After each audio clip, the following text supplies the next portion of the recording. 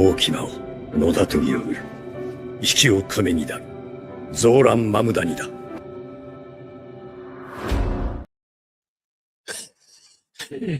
One of the funniest things I've seen on the internet this in the last 24 hours is the recent speculation about the current mayor of the city of New York.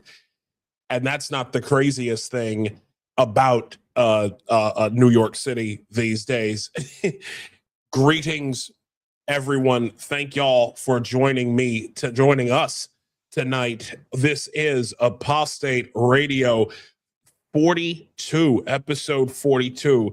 I am, of course, Isaiah Carter, and with me to the right on your screen is, of course, the man, the myth, the legend, Nino Chavez. Nino, can you hear me, brother?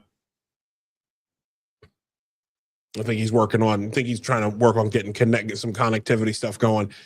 While he works on getting in here, I'll just knock out a couple of things. First off, let me just give a quick shout out to people in the chat. Monkey Trump 24. Let's fucking go. Yes, we are in the building tonight. Cannot wait to get started. Let's LFG, absolutely Natstad 7313. And also, Trump floss, Trump day. Yeah, we got it all going on tonight, man. Oh man. Snow, you wanting the snow in North Carolina gone. We got y'all got loaded up down there in North Carolina last week. We got smacked here in New York State. Absolutely smacked in New York State. Like, it was so bad. And the current and then the current death toll in New York City is 9. I have heard the official is 13, but the unofficial, I'm hearing that count might be as high as 19 people who have frozen to death in New York City. It is unbelievable. Looks like Nino's having some issues, some technical issues himself, so we'll get back to him. But in the meantime, you can follow us individually. You can follow us at Isaiah L. Carter and at Nino Chavez X. You can follow us there. That's where we operate primarily, where we talk a bunch of shit. You know how we do. And of course, Apostate Radio NY is the official show page. If you are here in the if you're here in the chat, if you're here joining us on YouTube, please subscribe, like the channel, subscribe to us, turn on your notifications. We are at 404 subscribers, and we are trying to get to 500. I'd like to get to 500 at least by the end of the week. Who knows? But we're trying to get a little bit closer to that super chat. The super chat threshold. But coming to join us tonight, JB, what's going on, man? Good to see you. Coming to join us tonight are two gentlemen.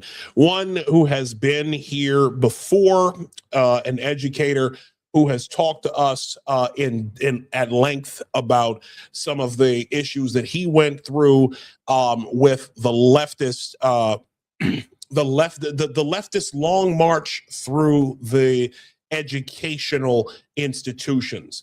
I want to reintroduce you once again to the founder of the Terra Firma project, Mr. Paul Rossi. What's going on, man? How are you? Hey, Isaiah. How you doing? Thanks for having me. Thanks for coming back. Thanks for coming back. Really. We've been trying to have you back on for a minute. Everything going well on your end, sir? Oh yeah. We're still doing the Terra Firma. We're a group that we offer support to teachers that are traditional around the country and even in Europe and Canada now. So we have biweekly meetings where we get together and we talk about how to basically push back on radical politics in these educational institutions, private, public, and everything. So we're doing very well. Yeah, we're able to help a lot of people. Awesome. I'm happy to hear that. I also didn't keep going here. If you want to contribute if you want to help us financially, you can do so at buymeacoffee.com/apostate radio. Please give as you are able. We're trying to get a bunch of new clothes. Nino's trying to get, you know what? Nino might actually need some new AV equipment. I don't know. But anyways, hey, there he is. We see you. That is some that is some ill side eye, brother. I don't think he can hear us. Now we can't. He's tapping. You're tapping. We see you just tapping and can't hear you. Yeah, you can't hear you. Can you hear us? Can you hear me?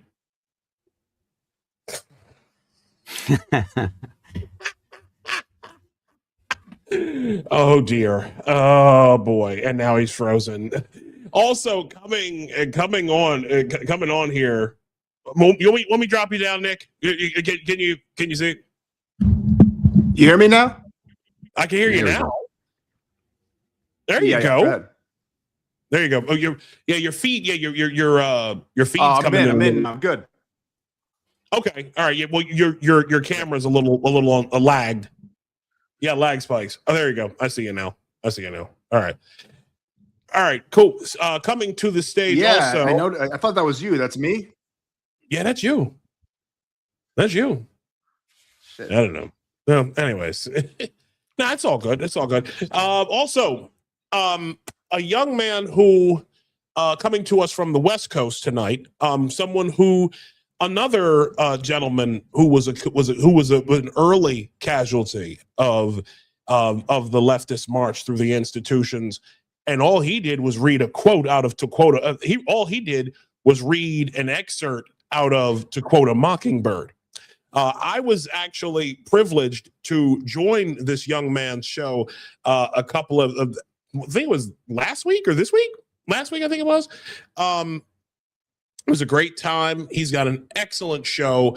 I loved being on the show with him. Mr. Matthew Mastronardi. What's going on, sir? How you doing, man?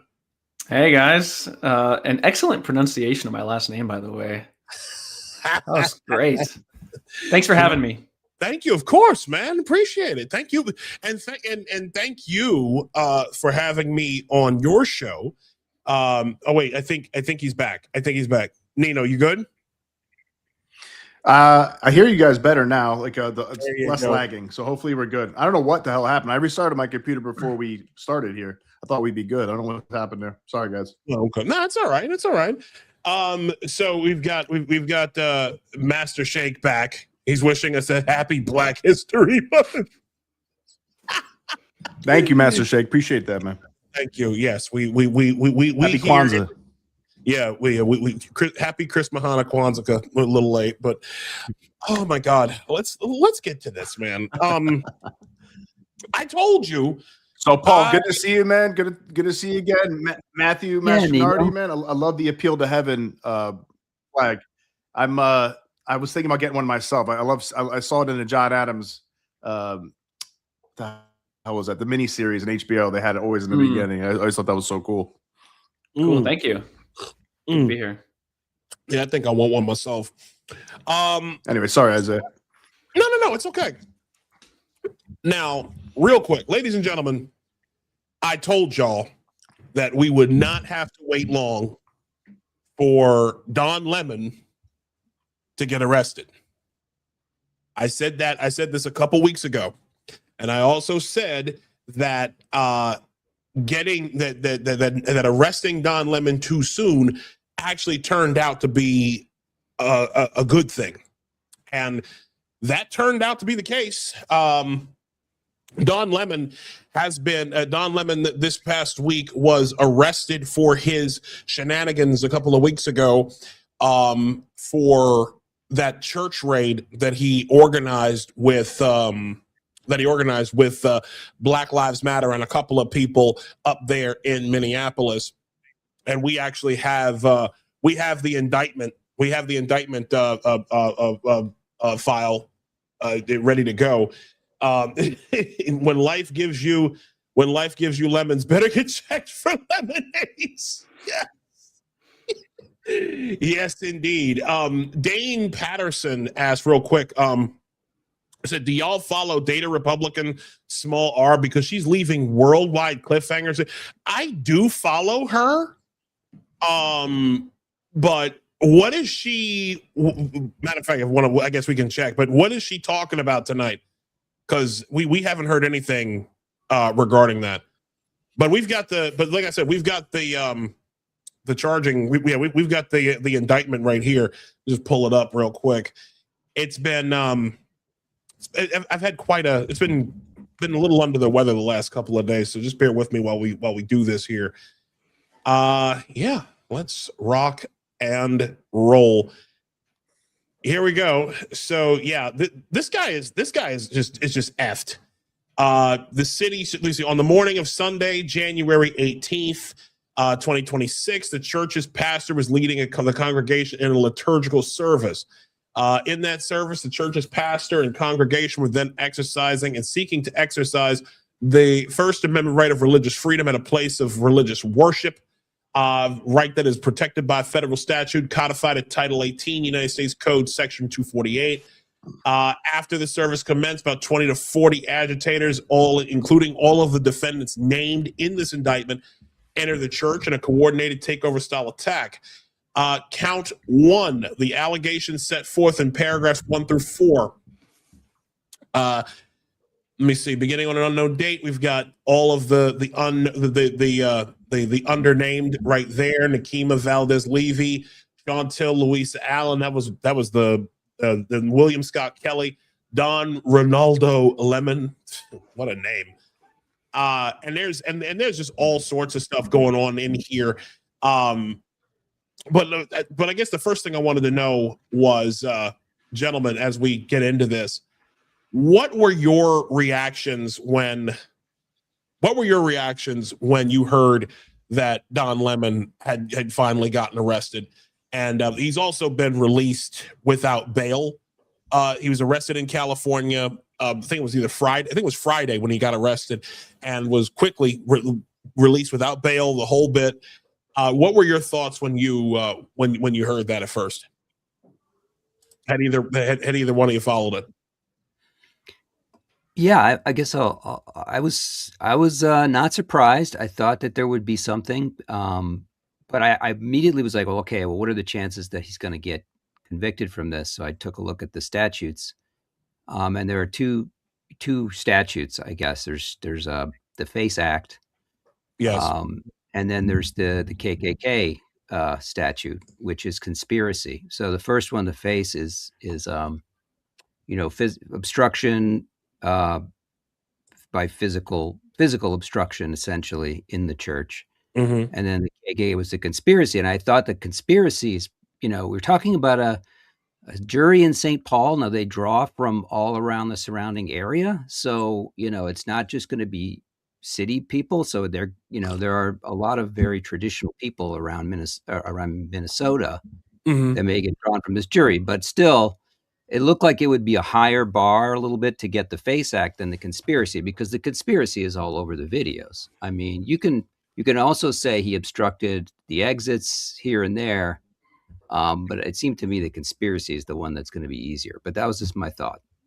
Yeah, I definitely thought that. I mean, like you said, the conspiracy was all over the place. Like, it was very obvious that it's very obvious that that is Don Lemon, blocked exits. There was a report that a lady had broken her arm at the church. They scared children who were worshiping. William, the woke farmer, William Kelly, was quoted as having told the children that telling kids that their parents were going to go to hell. just all sorts of wicked, like just wicked behavior. And what I'm going to do, I'm going to pull it up real quick. But Matt, like, had you been following the story? And if so, like, what were your thoughts when Lemon got arrested? Yeah. So I was the first clip I saw was the one of the pastor, and just seeing sort of more of like the witnesses and the people that were there, like filming. And I actually didn't know like to what degree Don Lemon was actually involved. But for a long time, he's just been like probably one of the biggest race baiters. And so my reaction is just like, as me not liking the guy, is like, dude, good. This guy deserves to, be in jail for what he's, all the conflicts he's really stirred up. And especially with this one, knowing how involved he was behind the scenes. Just like, man, I'm happy. Yeah. I mean, I've got I'm actually looking for the video, but like this guy, like I've never seen. It's like I've had people, like, some people are kind of back and forth about this. And Nino, you can answer this because I know you've been following this. Dane Patterson says, I think a conviction on Lemon is going to be so difficult as to be unworthy of the political rallying it's already causing. I don't know about that. It also continues, I don't think one can fairly argue that Lemon was not acting as a journalist. You may also argue he was a conspirator, but I think that practically impossible to prove beyond reasonable doubt. Nino, what are your thoughts on that, man? I mean, I think he was definitely acting as an activist as well. I mean, there's plenty of, there's a couple comments of him in the parking lot beforehand, or in some parking lot where they all met up, where he's like talking about how like happy he is that people are coming together to do this. And he also basically implied, at least, that he knows where they're going, but he didn't, but he won't say. Like he said, I can't say. So it sounds like he did know. So I don't know, I don't know the exact law, and also depends on how, like, judges will look at it. But it definitely sounds like he was like encouraging people to do this, or at least happy they were doing it, knew about it beforehand. So there is, I think there is some argument that he was actually involved as a co-conspirator of people who were really truly disrupting a period of worship that should be protected by was the First Amendment, I believe, and the FACE Act. So I think that's how it looks to me. I mean, I'm not saying he's going to be found guilty, and maybe he shouldn't be, but there's definitely an argument for it. Well, so so we have a video that he had deleted from. Let me just bring it up here. From ex-user Yuri Blago, the targeting of City's church was clearly premeditated. Don Lemon posted this video and then deleted it, but as Yuri says, the internet is forever. I want to get your thoughts on the other side of this. Did somebody save it? I hope somebody saved it. Somebody, yeah, we're playing. I'm playing it right now. I guess they did. Yeah. Good.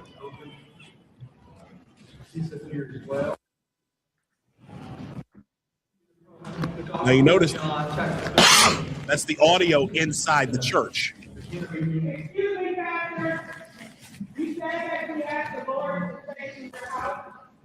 Hey, Meta, record.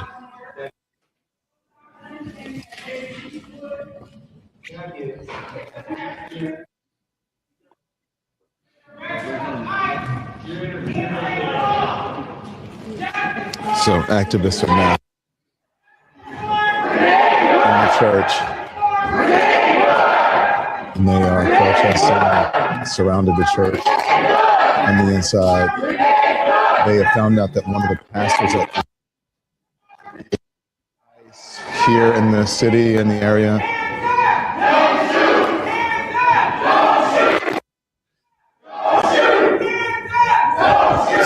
there we go.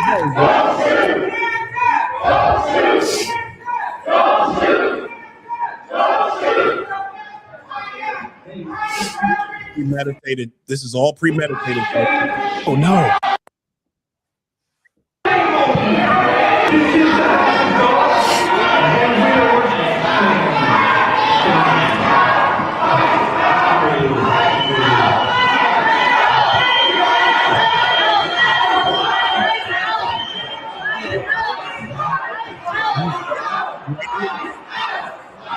He's right in the thick of everything. He's got all the people with the cameras.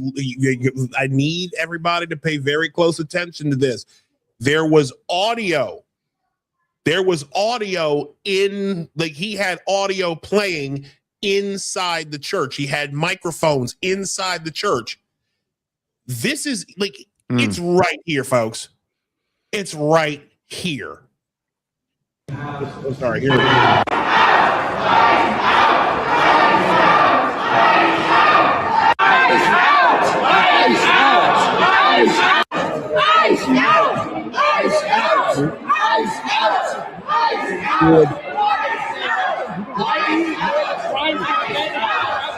So the protesters are confronting church members and leaders. They have stopped the service. A lot of people, a number of people have left. There are some who are still sitting here. Are you okay with the injustice that's happening within your city?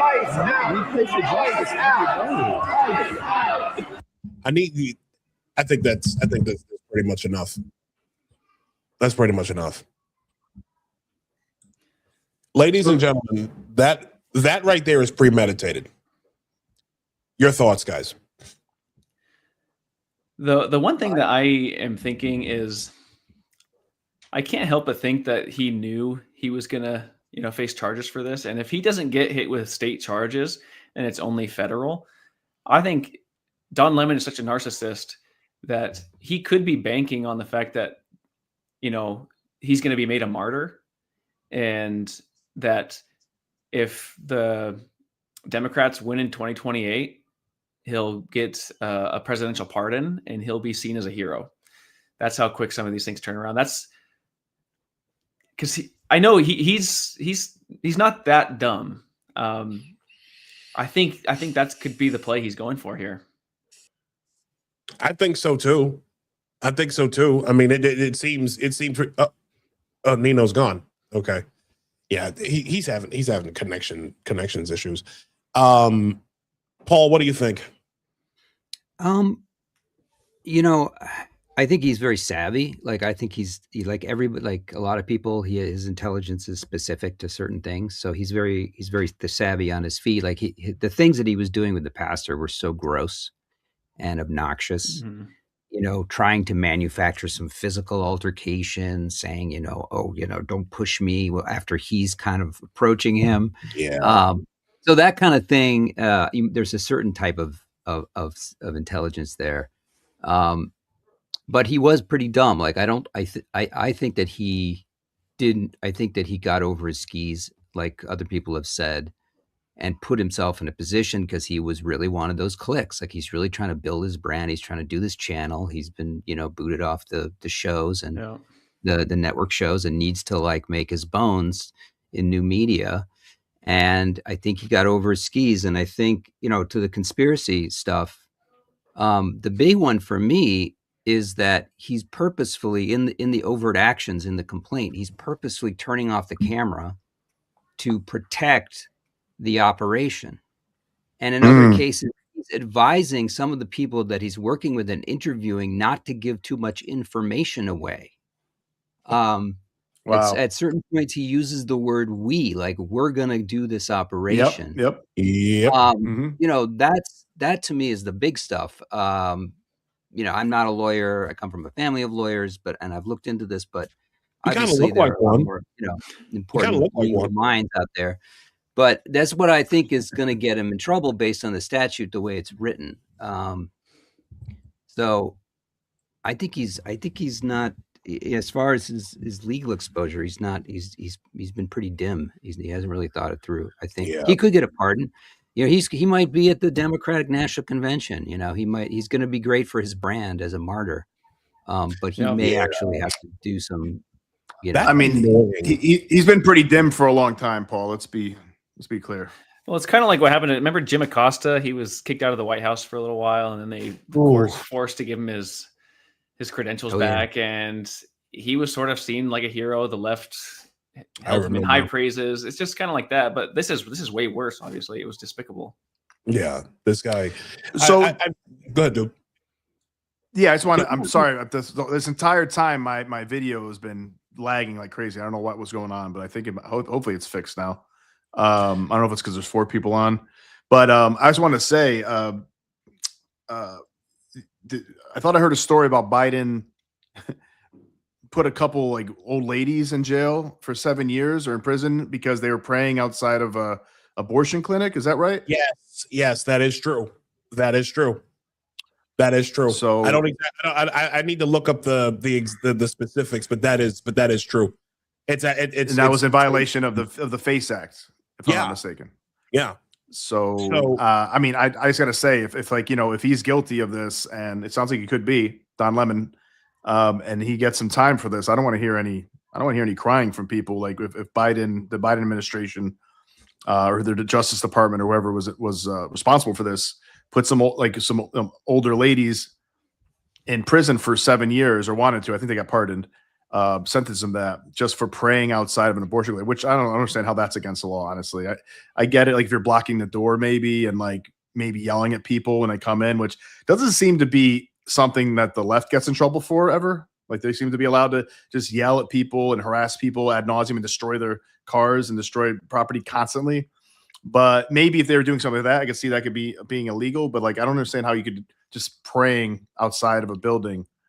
I mean, I see plenty of Muslims apparently praying and filling up the streets and praying in the streets in different parts of the world. So I don't get it. You know, the way I see it, it's like this is it's a tough issue for me because like I know how much of a scumbag Don Lemon has been over the years. I mean, this is a guy who got fired. Don Lemon got fired for getting drunk every year at the CNN at CNN's New Year's Eve thing, right? He was routinely getting in trouble with people at work at CNN. Like his female colleagues hated him. No, okay. I thought he actually got fired, Isaiah, for saying about his female colleagues in that little makeshift show they made. Didn't he say that they were women past like the certain age are not worth listening to, or nobody cares about them, or something like that? Yeah, they're past their prime. They're past their prime or something, and past like, you know, if they're past 40 or something. Yeah, and they were not happy about that. Of course not. Of course not. And then I thought that was the straw that broke the camel's back. And then there's a story going. And then there's a story about him. Apparently, he was credibly accused, to use their words. He was credibly accused of sexually assaulting a bartender in the Hamptons. Y'all didn't hear about that? Mm-mm. I did. I heard about this. Yeah. I believe he took his own, and during the summer or something like that, in a gay bar, maybe it might have been a gay bar. He went and he wiped his ball sack sweat from his balls and like wiped it on a guy's face or like under his nose to hit on him. Sure did. So, oh my God. I guess, I mean, I don't know. Maybe that works in certain bars, but that guy didn't appreciate it. Of course not. That's just awful. Yeah, that's what allegedly that's what's happened. I don't know if that's true. That's allegedly. Yeah, it's all allegedly. All allegedly. Well, he's definitely talking like he's talking very, very rebellious, very defiantly. Eric Doherty says a defiant. This is from January 30th, from Friday.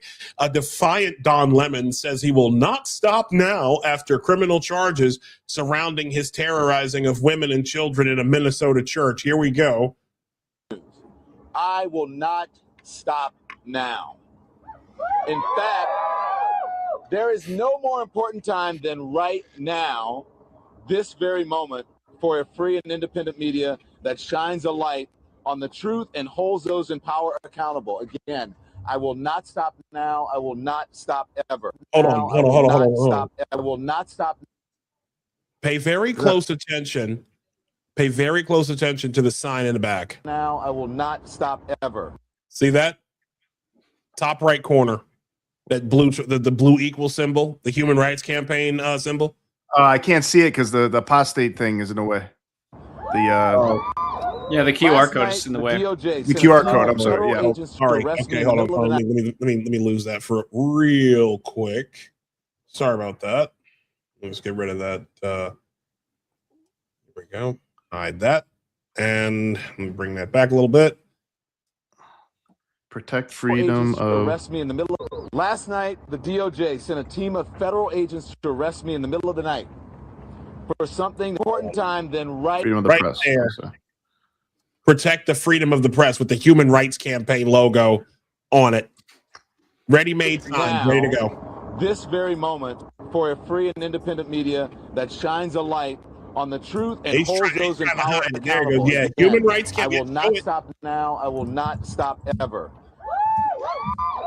Last night, the DOJ sent a team of federal agents to arrest me in the middle of the night for something that I've been doing for the last 30 years, and that is covering the news. The First Amendment of the Constitution protects that work for me and for countless of other journalists who do what I do. I stand with all of them, and I will not be silenced. You know what? Well, we silencing you right now because I'm sick of listening to that guy. He's so happy to be arrested, man. You kidding me? This is like a little. Yeah, he's finally back in the spotlight.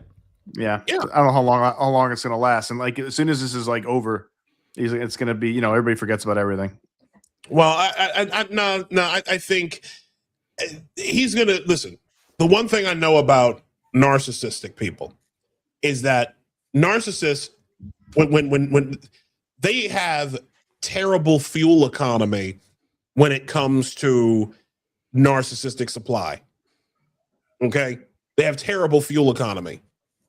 Whenever they need narcissistic supply, whenever possible. Because they have to have that high of being the center of attention. They have to have know and feel like they're constantly in control, right? There's all sorts of ways that manifests. Getting arrested for something, like engaging in acts you think you'll never it's like that because of who you are and where you stand politically, that people, and also because of your sexuality. I'm not gonna run from that tonight.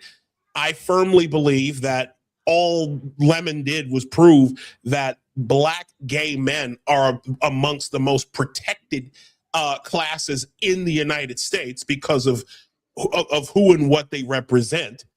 And Don Lemon most certainly is part of that. But this guy is well connected. He's married to a white guy, right? He knows that he could get away with shit whenever he wants, and that's the end of it. Okay. And I don't think that, for some odd reason, I don't think that's going to happen because, one, he told on himself throughout the whole, all of the clips that we've got that are out there, he's got, he's telling on himself. He's telling on himself and he's telling on the movement, right? But then he goes and does shit like this, starts running his mouth. Ain't nobody gonna do nothing to him, right? Here we go. Attention, ICE. Let me just say something that most journalists will not say. They can't say it. I understand that, but I'm an independent journalist now, so I can't say it. Yeah, make sure that's fuck all the way off. You are low-life losers, and you feel empowered by your dear leader Donald Trump. You have never had this position of power before, small person,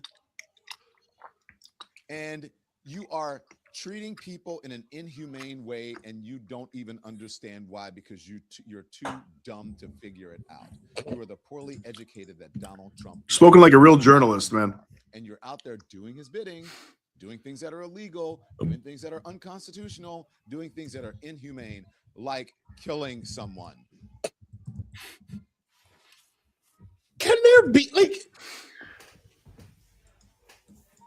I give up, guys. I give up. I don't understand. Like, how, like, this is someone who just, like, how do you talk like that unless you feel very, very strongly that the state has your back and that you're going to get bailed out by your connections? I genuinely don't understand that. Matt, what do you think? Yeah, I mean, I agree wholeheartedly. Mm. You know, he seems to be forgetting all the people who have been killed by illegal immigrants. Like, what about justice for them? You know, like, hey, ICE is doing all this illegal things, but like, what about the illegal things that illegals are doing? The people that they're killing. What about justice for their families? Those people. And we've never seen him care about any of the young women who have been raped and attacked. Like, we've never heard him give a heartfelt monologue for those victims, the real victims who are born here, who have a right to be here, who have a stake in this country, and he doesn't give a shit about them. Pardon my language. This is dude. This is, you can say whatever you want here on this platform. Shit. You're gonna hear a lot from the both of us as the show goes on. I mean, I look at it this way: the Democrats, you are never going to hear the Democrats say anything about what illegal immigrants do, what illegal aliens do. You will never hear them say anything about it because they need illegal immigrants to vote for them. That's what this is about. Okay? That's what, ladies and gentlemen, that's what this has always been about. Okay? This is all bringing in 15 to 20 million illegal aliens that we know of. They did it for two reasons. One, immediate votes. I mean, I've told the story of how Eric Adams, the former mayor of New York, went to New York State Supreme Court 3 times to try to get illegals voting rights after 60 days of a residency in the 5 boroughs. I've talked about that. And that's not even going into, you know, what's happening up in Minnesota with the Somalis, and in other, you know, states throughout. Illegal aliens can get away with murder because they need them in the country to vote for them. They need them in the country for apportionment as well, for electoral college and congressional apportionment. 2030, the census, the 2030 census is 4 years away. I have a quick clip I'm going to play from the guys at the All In. I think it was David Sachs from the All In podcast.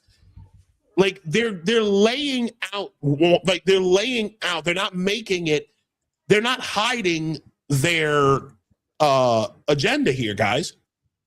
They want as many illegals here because, one, they can't win hearts and minds. They're not about winning hearts and minds. They want to rule over Republicans. I'm going to put it to y'all this way. You have 2 types of cattle. Democrats see everybody as cattle, but there are 2 types of cattle in this country. You have the tax cattle. That would be you, ladies and gentlemen. That would be me.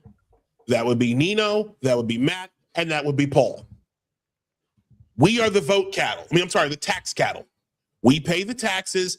The taxes go to whatever little social programs. They go to the nonprofits that these people are connected with. They wash that money and it goes right back into their campaign coffers. And in return, the illegals that are brought in are the vote cattle.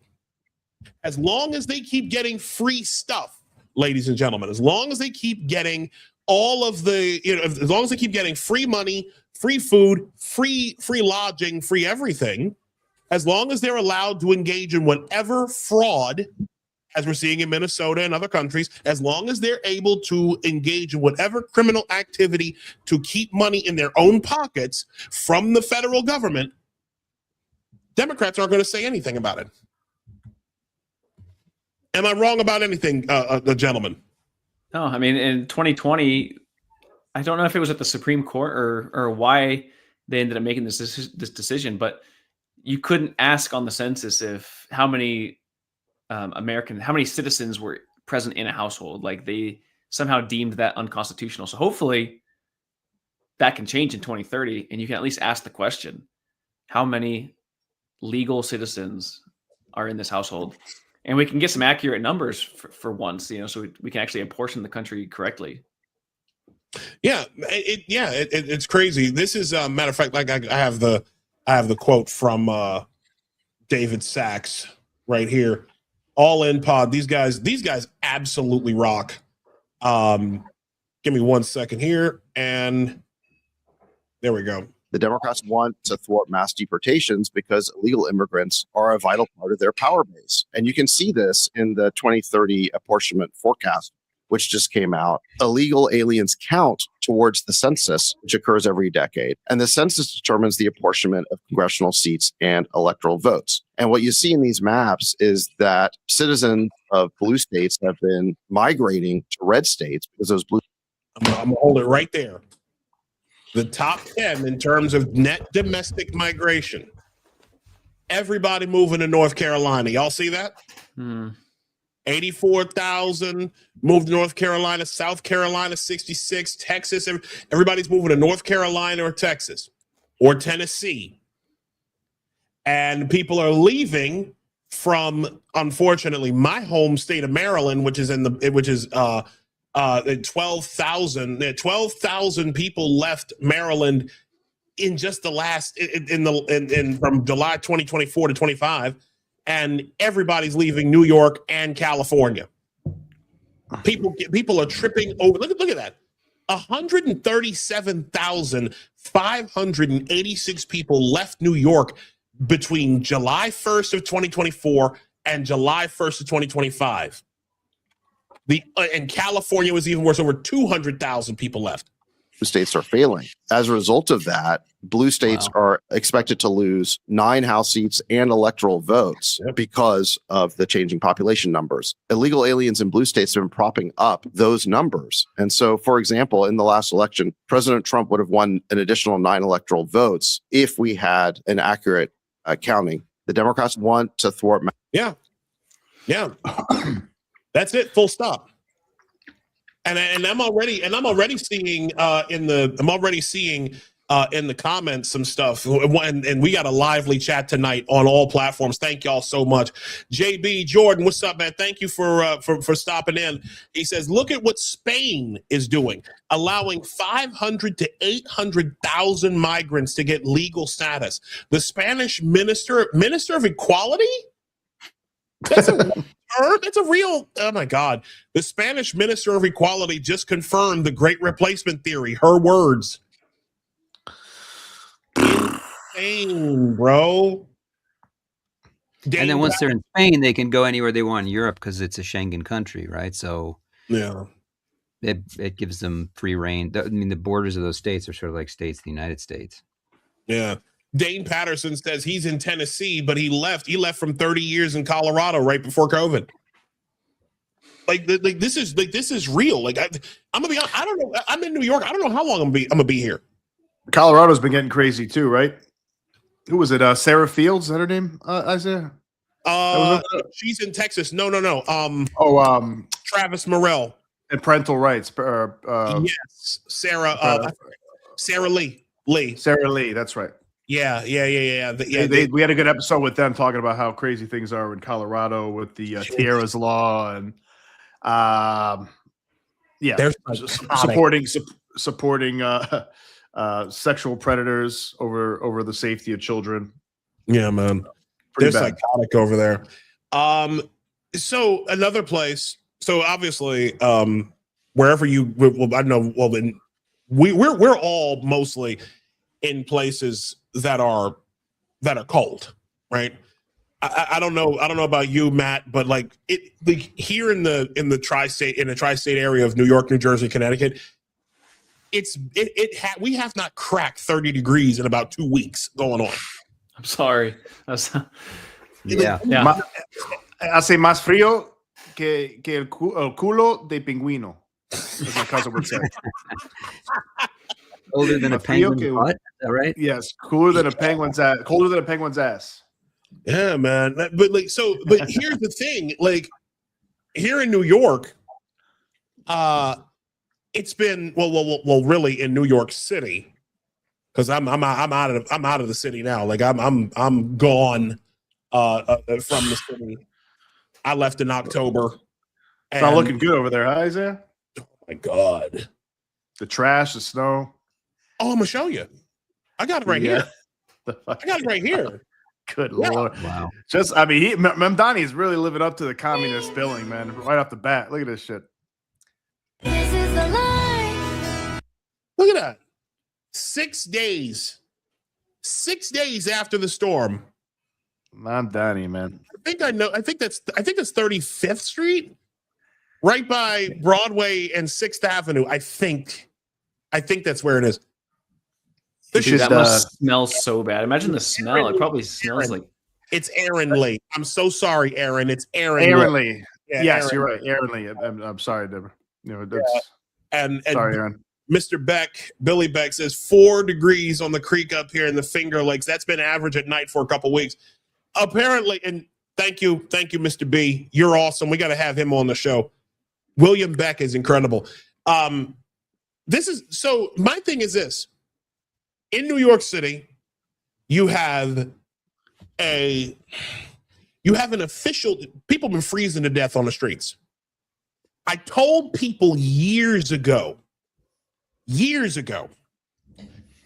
that the main reason why I knew the Democrats have been trying to turn New York City into San Francisco with the homeless and in the Pacific Northwest, where homeless people everywhere, just out, just in the streets and shit, just living life, basically living in their own filth and squalor. I said this years ago. The reason why New York was not California was because of the weather. The winters get very, very cold. We are not Los Angeles, and we're certainly not San Francisco. Over the last couple of weeks, people have been freezing to death. Homeless people have been freezing to death on the streets of New York City. You have piles of snow that you've got bus stops that are completely blocked. I've got video of that all over the place. You have, like, last night, I'm sorry, because I was coming down with something this past week. Even in Queens, the part of Queens that I was at, the trash was piling up. Streets are blocked. No, barely any shovels have been coming through. There was only 12, 13 inches, and nothing's happened. And like I said, the trash has just been piling up. Well, things have been happening, man. They, Sia Weaver and Sia Weaver's been trying to figure out how to impoverish the white people, the white middle class, and that's what's going. That's what they're up to. What is it? So what is it like, Matt, out there? Because I know the Pac Northwest has very similar weather, I believe. Have you guys we've had 13 people freeze to death on the street, and it's saying that really the death toll might actually be as high as 19.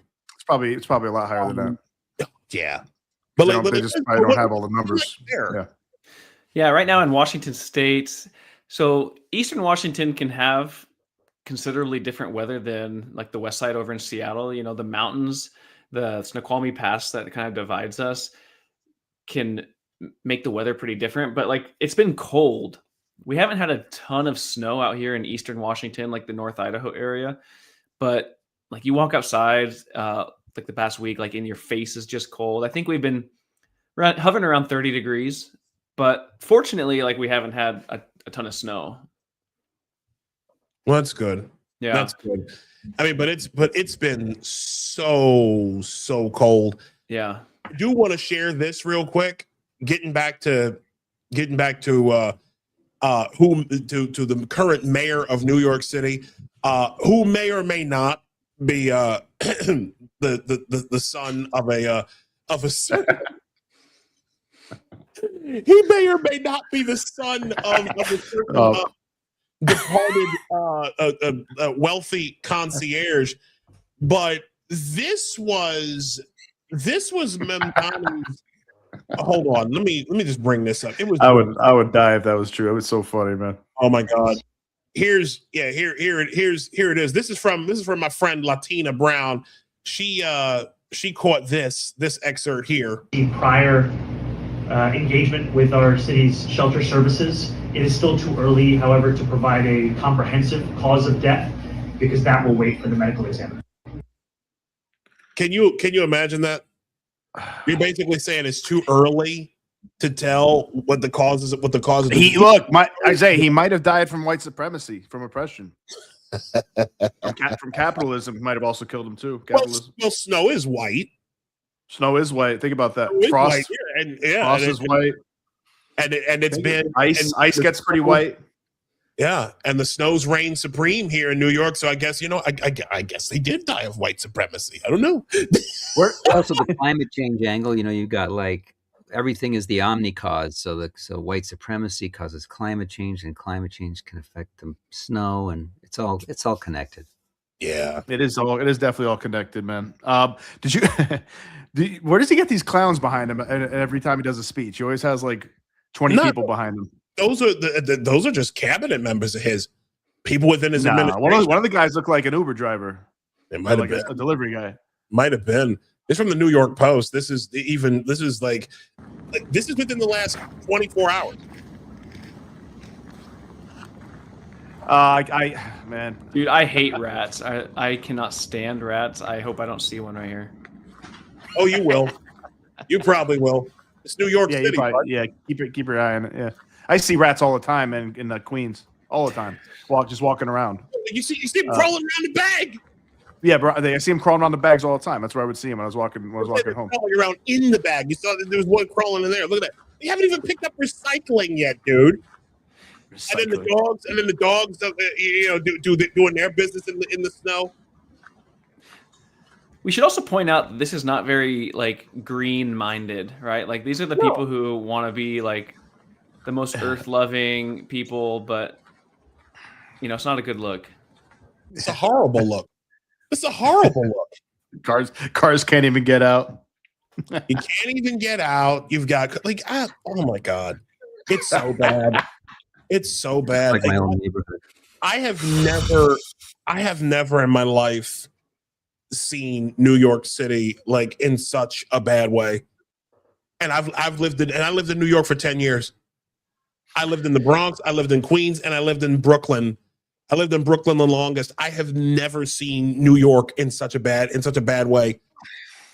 19 dead. It's gonna be your city's in for a ride, man. With Mamdani, I don't think it's gonna get much better. It's gonna be a lot of him coming out every day, making a pretty speech, talking about how he's behind the people, and the city's just gonna be it's just gonna deteriorate precipitously. I moved to New York 10 years ago, and I'm sorry, like it just breaks. It breaks something. It really hurts to watch, because I remember years ago, like when I first started coming up here, like when Bloomberg was mayor, it was never this dirty. Even when de Blasio was mayor, it was never this bad. And I lived up here when Bill de Blasio, the guy who basically gave up New York City and went to break into the Park Slope YMCA to work out during COVID. It was never this bad when he was mayor. But anyways, God, let's move on. Because you guys have been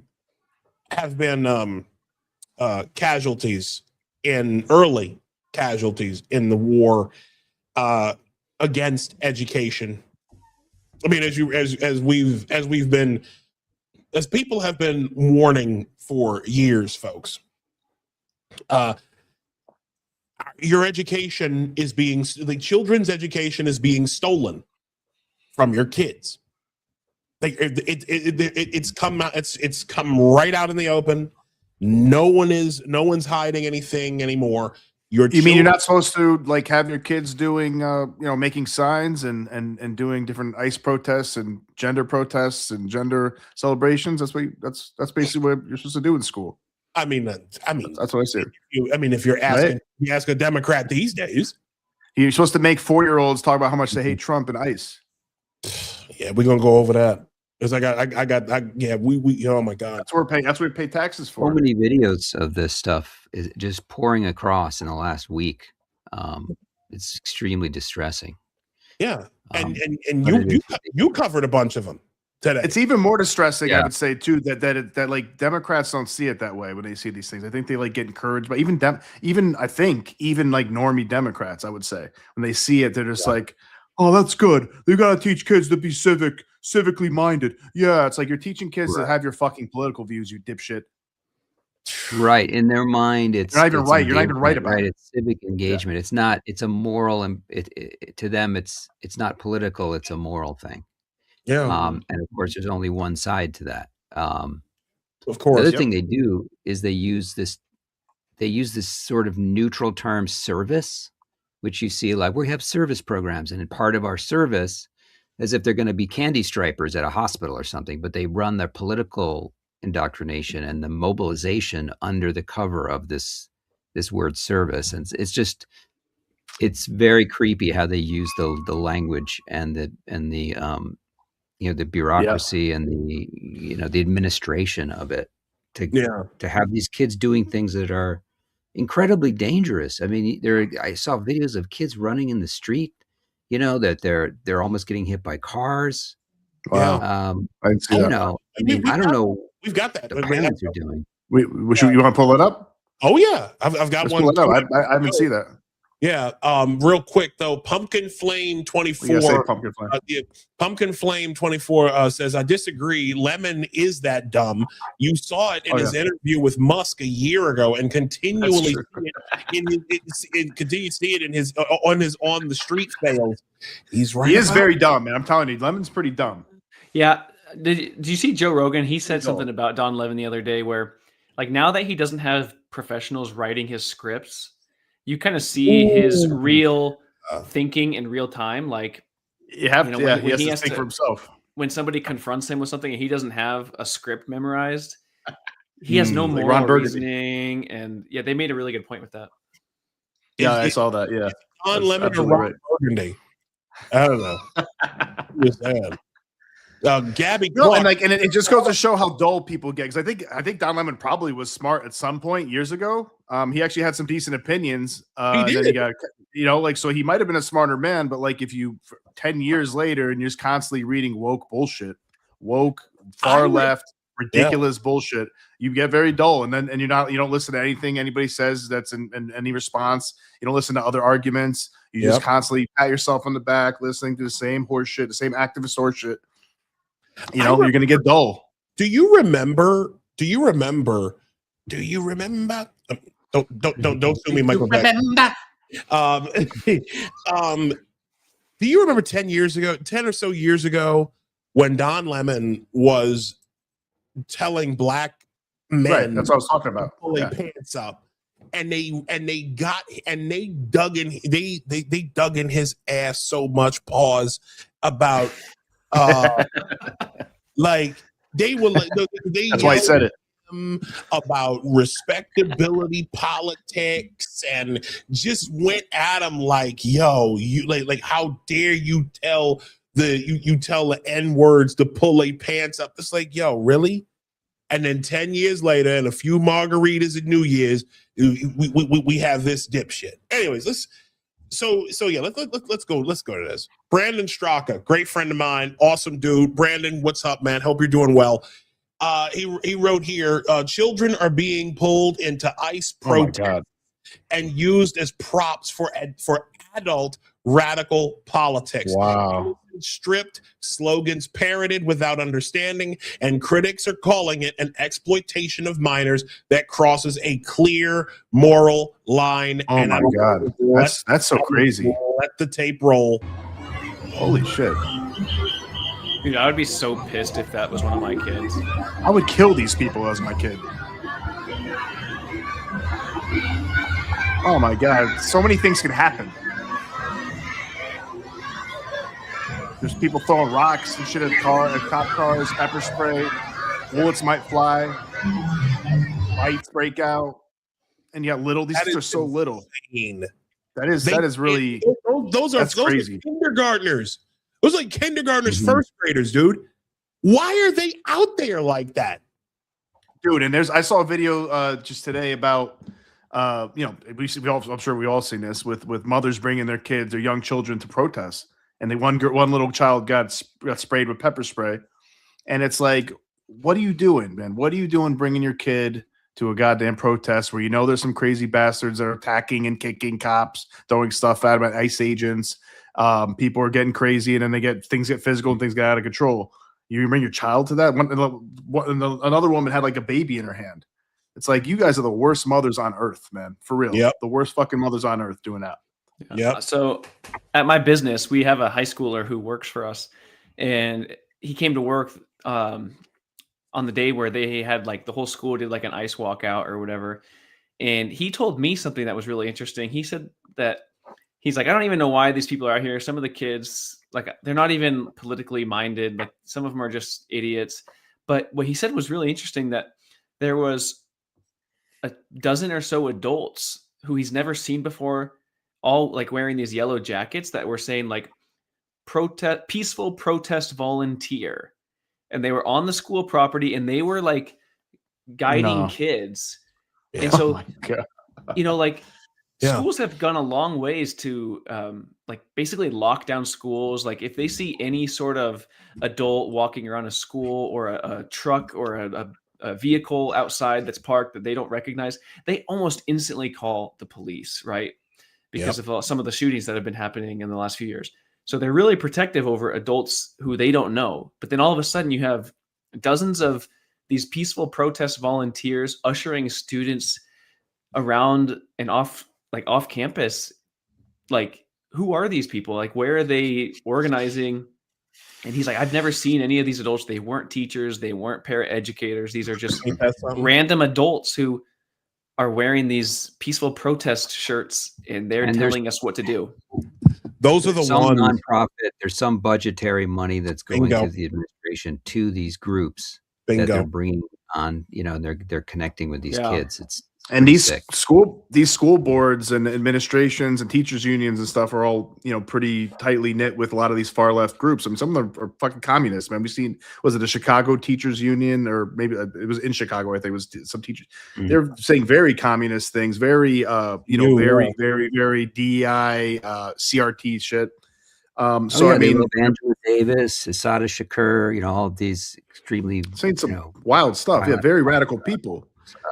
So I'm sure they're very happy to Jesus Christ, very happy to volunteer other people's children to get in harm's way, really, and obviously indoctrinate them in their political nonsense, but get in harm's way. And honestly, man, some of these people, I'm telling you, some of these people probably want these kids to get hurt so they can put on video and talk about, look, ICE agents are killing kids or hurting kids or spraying kids, so they can use it for their it's all about the revolution, right? That's really seems like what it is. I know the revolution. People don't pay attention, think it's crazy for us to talk that way. Like, people don't really pay attention, don't see this stuff in their algorithm. They think we're just conspiracy theorists, and we are. But this is literally what's going on. It's literally. I wish it wasn't the case. I wish I was wrong, and this is crazy. But I just see it. I see it all over the place. I see evidence of it everywhere, and it is really scary. And it's really messed up, man. It's really messed up that the media doesn't, so much of legacy media just turns a blind eye to this. This is terrible. Honestly, this is very bad stuff. Well, and it kind of shows you that. Sorry, I'll just say one more thing, if that's cool. That the mass schooling operation doesn't actually care about kids. They manage kids and they use kids. And that's like, this is like the perfect example of that. They definitely don't care about educating them. They're dollars. I mean, they're literally like your enrollment determines money cattle, like Isaiah said. They're the money cattle. Well, there's tax cattle. There's tax cattle, which we are. all of us, yeah, we are tax cattle. You, Nino, Matthew, Paul, Isaac, we are all tax cattle. The vote cattle are the ones who they're bringing in to replace us, because they know that people like us will be like, oh, you're doing this? Fuck that shit. We're going to get you out of here. Okay. But let me see here. Master Shake said, this isn't about money. They are all ideologically captured true believers, and all the teachers unions are communists. Yes and no. Yes and no. And we're gonna. I want to ask these two gentlemen like what they like, some of the stuff that they saw. But I disagree that it isn't about money. Yeah, this is money. Definitely part of it. All of this. Okay. Yeah. Quick example about Chicago Teachers Union. The biggest reason, one of the big reasons why why the city of Chicago is in a financial bind right now is because the city of Chicago, Brandon Johnson, the mayor of that town, and the city council, all them aldermen, took out a loan to give them a pay raise, meaning the Chicago Teachers Union. Mm-hmm. That is real, folks. You can go look that up. It was something like $1 billion or something like that. Money is always at the root of this. No socialist movement that has ever existed can exist without other people's money. That's what we're dealing with. Gabby Clark, I love this woman. I absolutely love Gabby. I don't care what nobody says. Hey, Gabby. Amazing woman. We got to have you on the show, baby. We need to get her on. She said conservatives are cowards who won't stand up for their children, so the woke keep doing stupid stuff. They think Trump is going to save them. Nobody is going to save them. We have to save ourselves. How many times have I said that? No, dude, I say definitely you have said that many times. That's true. So, Matt, I want to start with you. I want to start with you real quick. Well, Master 60s, what I'm saying is they are not paid protest. Well, no, the kids aren't. They're a captive. Yeah, kids aren't. Yeah. Audience. Yeah. The kids are a captive audience. That's true. But them ones in them yellow vests who are leading the protest, they're getting paid. They're getting paid like $150,000. They're getting paid. God, that pisses me off. They are getting paid. Matt, let's talk. Since you're new to the show here, and once again, ladies and gentlemen, this is Apostate Radio, episode 42. 42. I am Isaiah Carter. We've got Nino Chavez here, Matthew Mastronardi, and Paul Rossi here too. Rossi. How did you get two Italians? You know what? Luck of the draw, babe. I don't know. Yeah. Listen, you know what? I actually no. What I did was I called Alfa Romeo, and I'm going to get like a Giulia Quadrifoglio out front. It's waiting for me downstairs. So Matthew, since you're new to the show, you read an excerpt of a book, and that's what got you launched from your job, if I understand correctly. If you could, for the benefit of our audience, tell people what happened with you. You were an educator. You saw this stuff early on. What happened to you, and what's going on now with you, Matthew? Yeah. Before you start, Matthew, I want to ask you. I'm assuming it wasn't you didn't read an excerpt of that transgender promotion book where they teach the kids how to suck dick. No, I probably would have got teacher of the year. You probably would have got teacher of the year. They promoted him, yeah.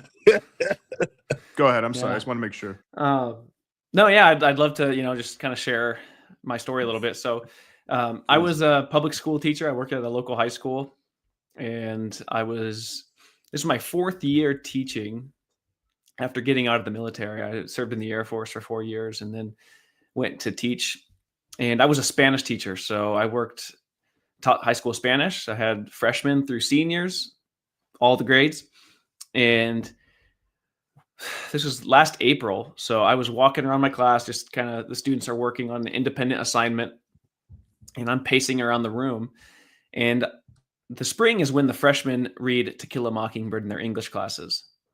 And I'm walking around the room and I hear these girls talking about the book that they're currently assigned to read in their English class. And I heard them say, yeah, Mrs. So-and-so, she makes us skip over the N word while we're reading To Kill a Mockingbird. And I just heard that and I was really surprised because this is an assigned text. It's an approved text. And they're reading it out of the book and they have to skip over it when they're reading it in class. And so I just asked, I was like, wait, so you have to skip over the word? Like, why do you have to do that? And this is just a candid little conversation.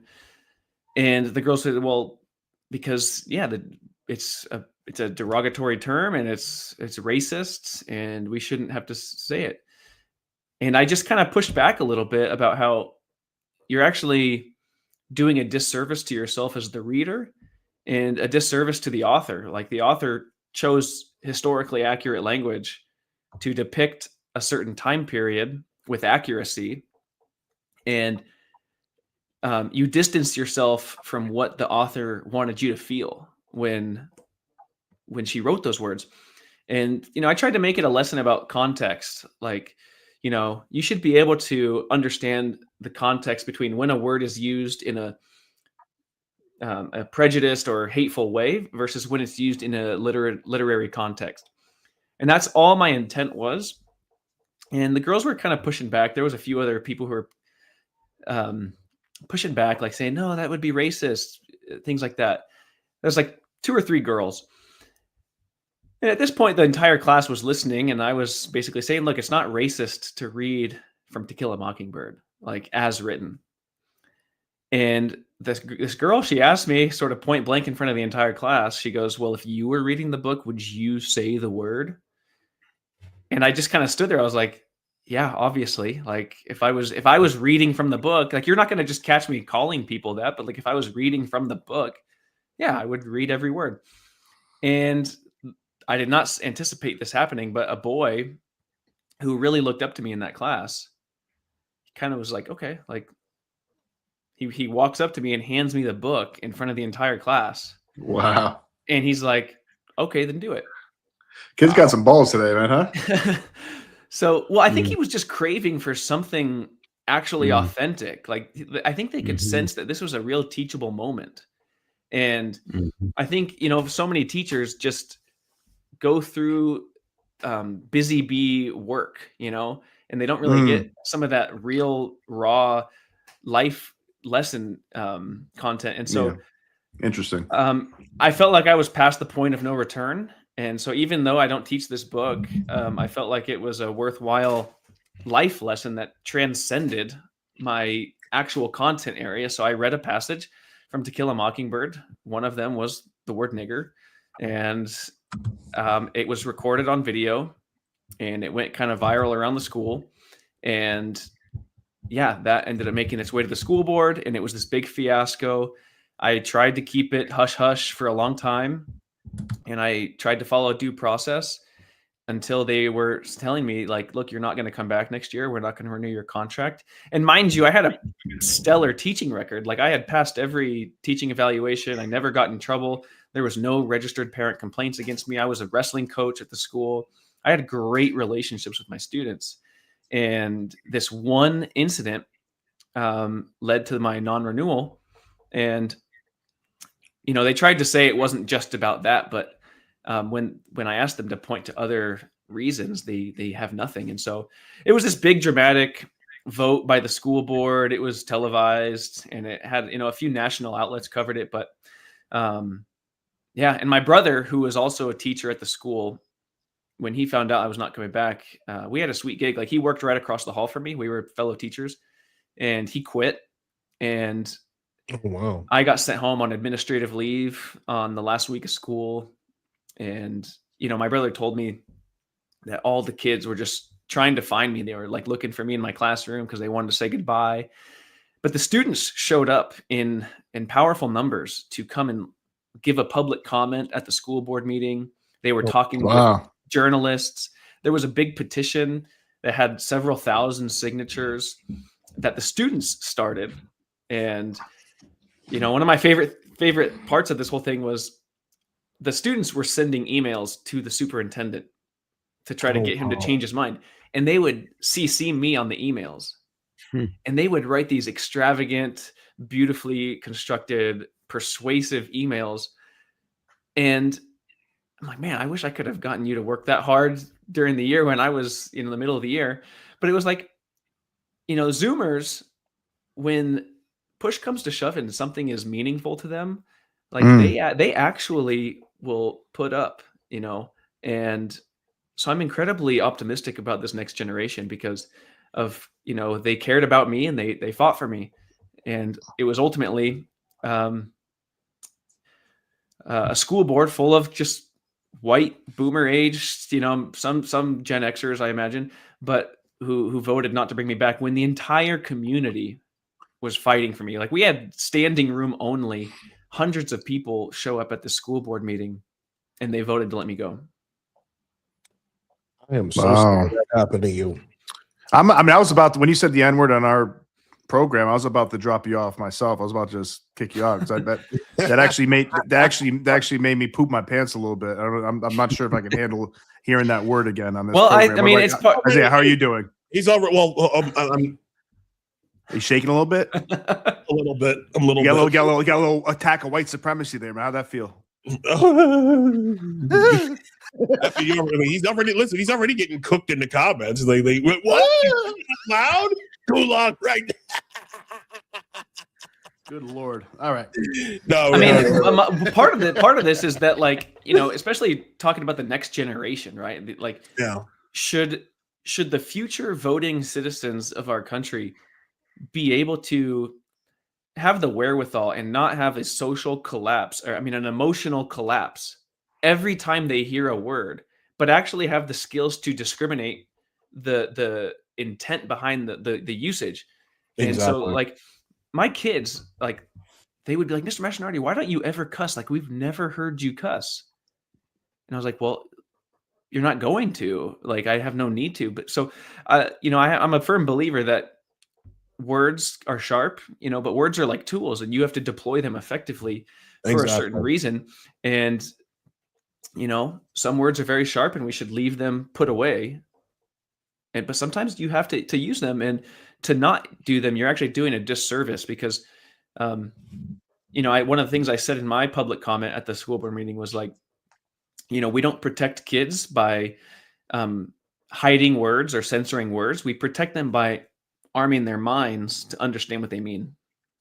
Yeah, and I think that goes with also just in general, a big problem with like wokeness has been like the erasure of nuance and context and charitability of seeing what the context was in a situation where something was said or something was done. And that's clearly been a pattern over the last 12 years or so of people not like discriminating. And that's something like kids need to be taught, right? That's important. That's an important lesson for teenagers, for middle school kids of all ages, and especially and college kids as well. And it seems like plenty of professional adults, journalists and politicians can't even manage to do that anymore. And it's really not a good place to be as a country. Yeah. I was really encouraged by one of my students. I was reading Funny Kid, and at some point a journalist must have got a hold of him, and because I saw some of his quotes in one of the local papers here, and he told the reporter that Mr. Mastronardi was like a father figure to me. And the one thing I remember he taught me was talk, because he would just always say random things, like he would be off task all the time, or he would say things that didn't need to be said. And I asked him, like, okay, next time you want to just say something, ask yourself, is it true? And does it need to be said? And if both of those things are yes, then you may say whatever you want to say. If it's true and it needs to be said, because sometimes it's true, but it doesn't really need to be said. Sometimes it doesn't need to be said because it's not true. But if both of those are yes, say it. And that was what he said in the local paper here to the journalist. And I was really like, that's something I think he'll carry with him for years. I pray so.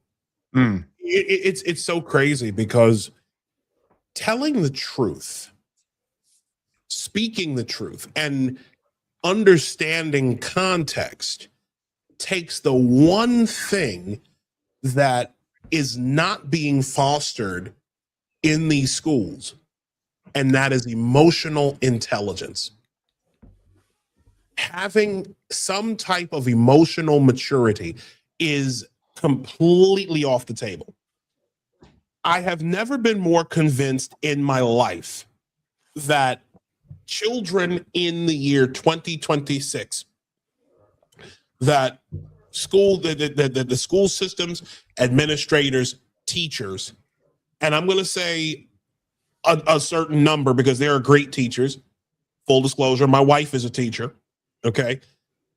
There is a certain level of people, there's a certain amount of people in these schools that want children to be emotionally immature.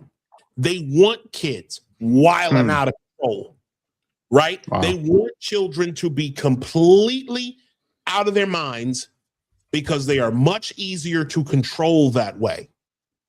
When if they can drive wedges between the children and the parents, that's an even bigger part. Because where else are these kids going to learn morality? They're supposed to learn morality from their parents. They're supposed to have that firm foundation from their parents.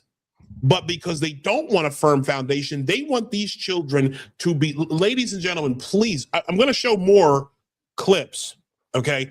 But the one thing that must be understood is that they want children to be emotionally and mentally unwell.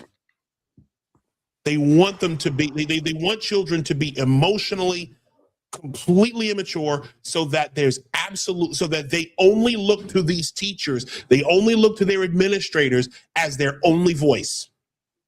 Yeah. It is insane to me. Paul, you saw this too.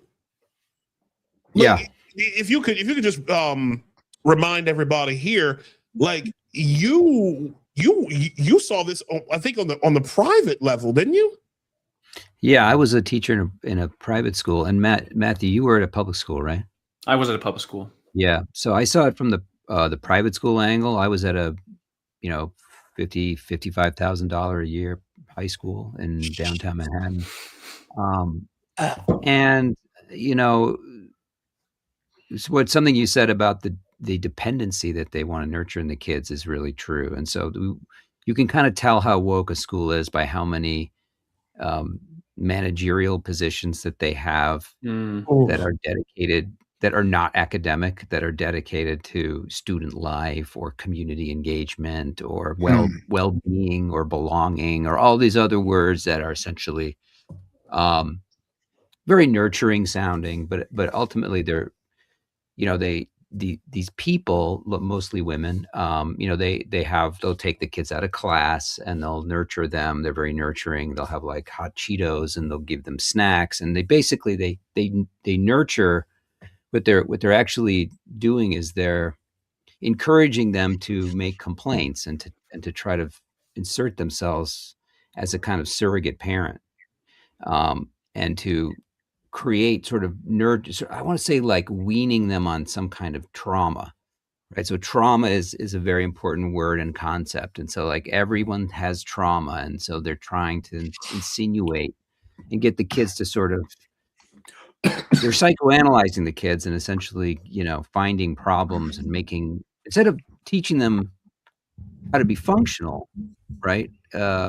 First, they have to expose a problem. So it's just a lot of armchair psychoanalysis going on from people that really aren't credentialed to do it, that are warping these kids' sense of, I think, independence and having that ability to sort of So reflect Paul, that sounds quite a bit like what James Lindsay was talking about. Paulo Freire was doing. It's part of like his, I think it was the liberation ideology. I forget what it's called exactly now, and I think it was in James Lindsay's book, The Marxification of Education. And it's basically, it's like the social emotional learning type thing. And they try to find a point of trauma or deep, like emotional conflict or something that really gets the kid emotional, and then they can like kind of break the kid down that way. I mean, I'm not sure if that's always what's going on with these sort of things with what you're talking about, but that sounds very much sometimes like the kids they do have problems. I'm not going to say there's no problems, but to problematize, I think that's the Freirean word, is to problematize or something like that, where and then they connect those problems to social issues, right? Right, So exactly, you can have a exactly personal right. problem, Oppression, but it's not your parents, it's the patriarchy, or it's they capitalism, white system, supremacy, right? Exactly.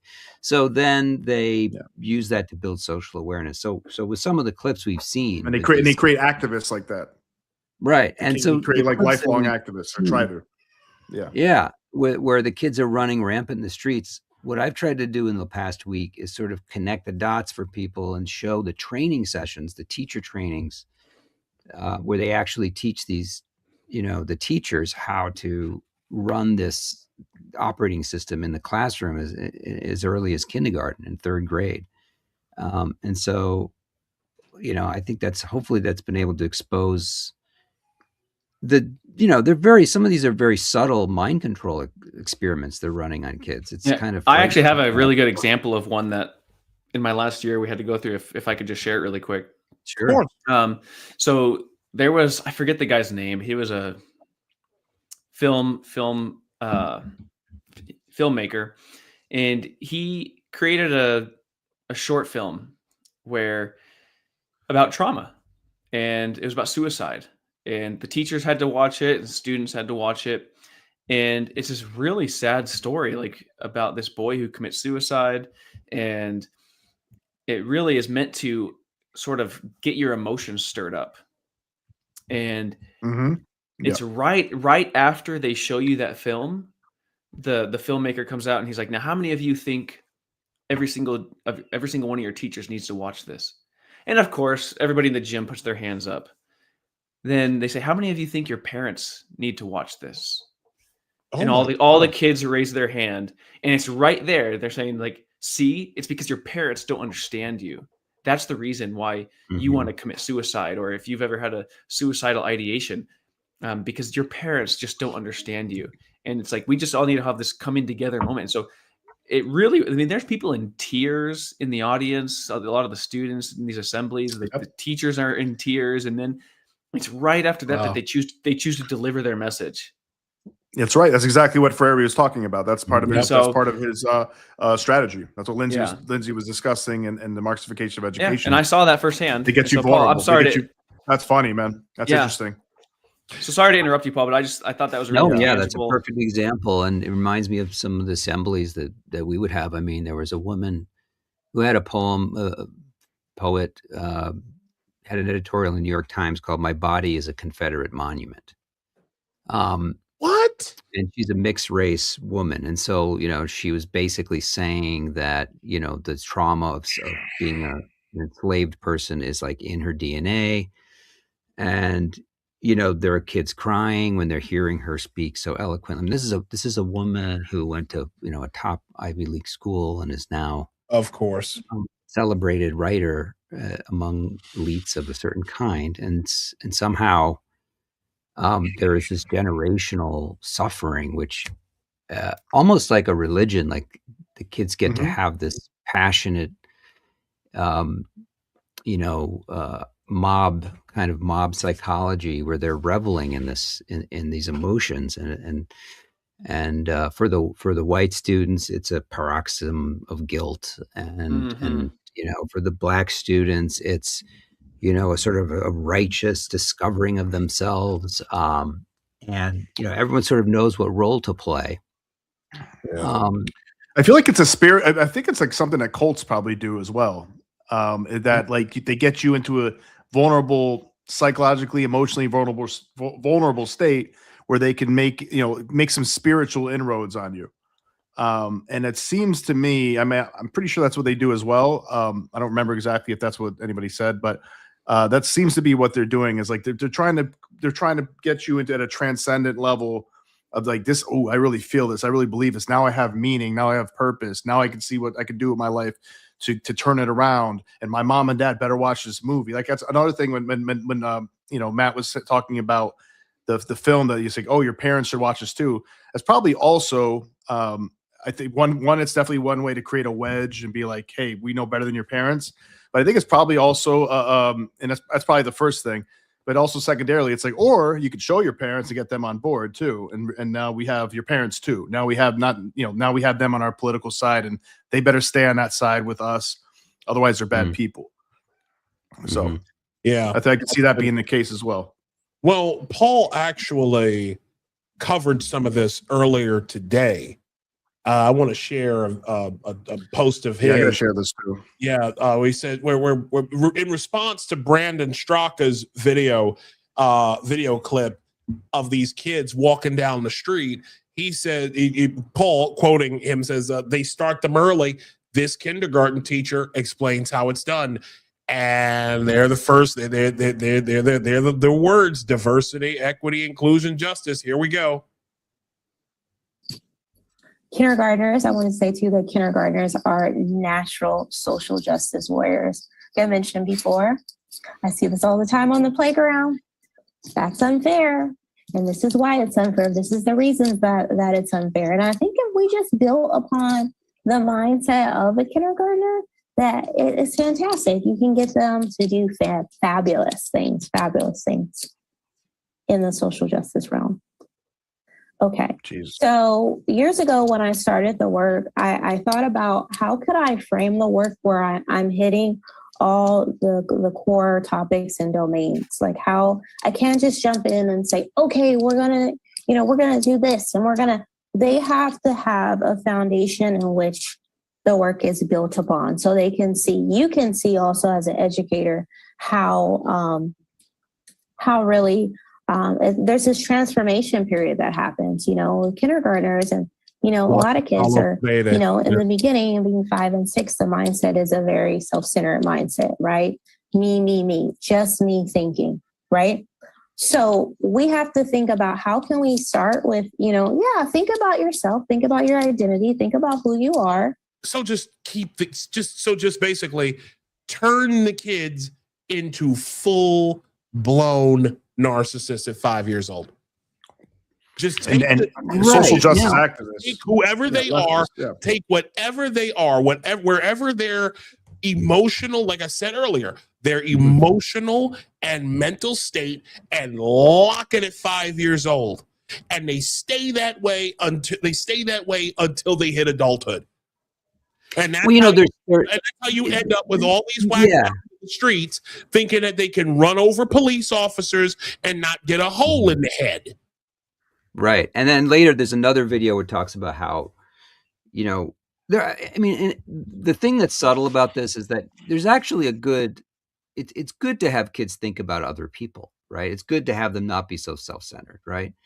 But what happens is she's moving them to that, but then it gets put to a political direction, and then it connects with, social activism and, group rights and political stuff. So it moves through that very commonsensical, you should care for your neighbor type of thing.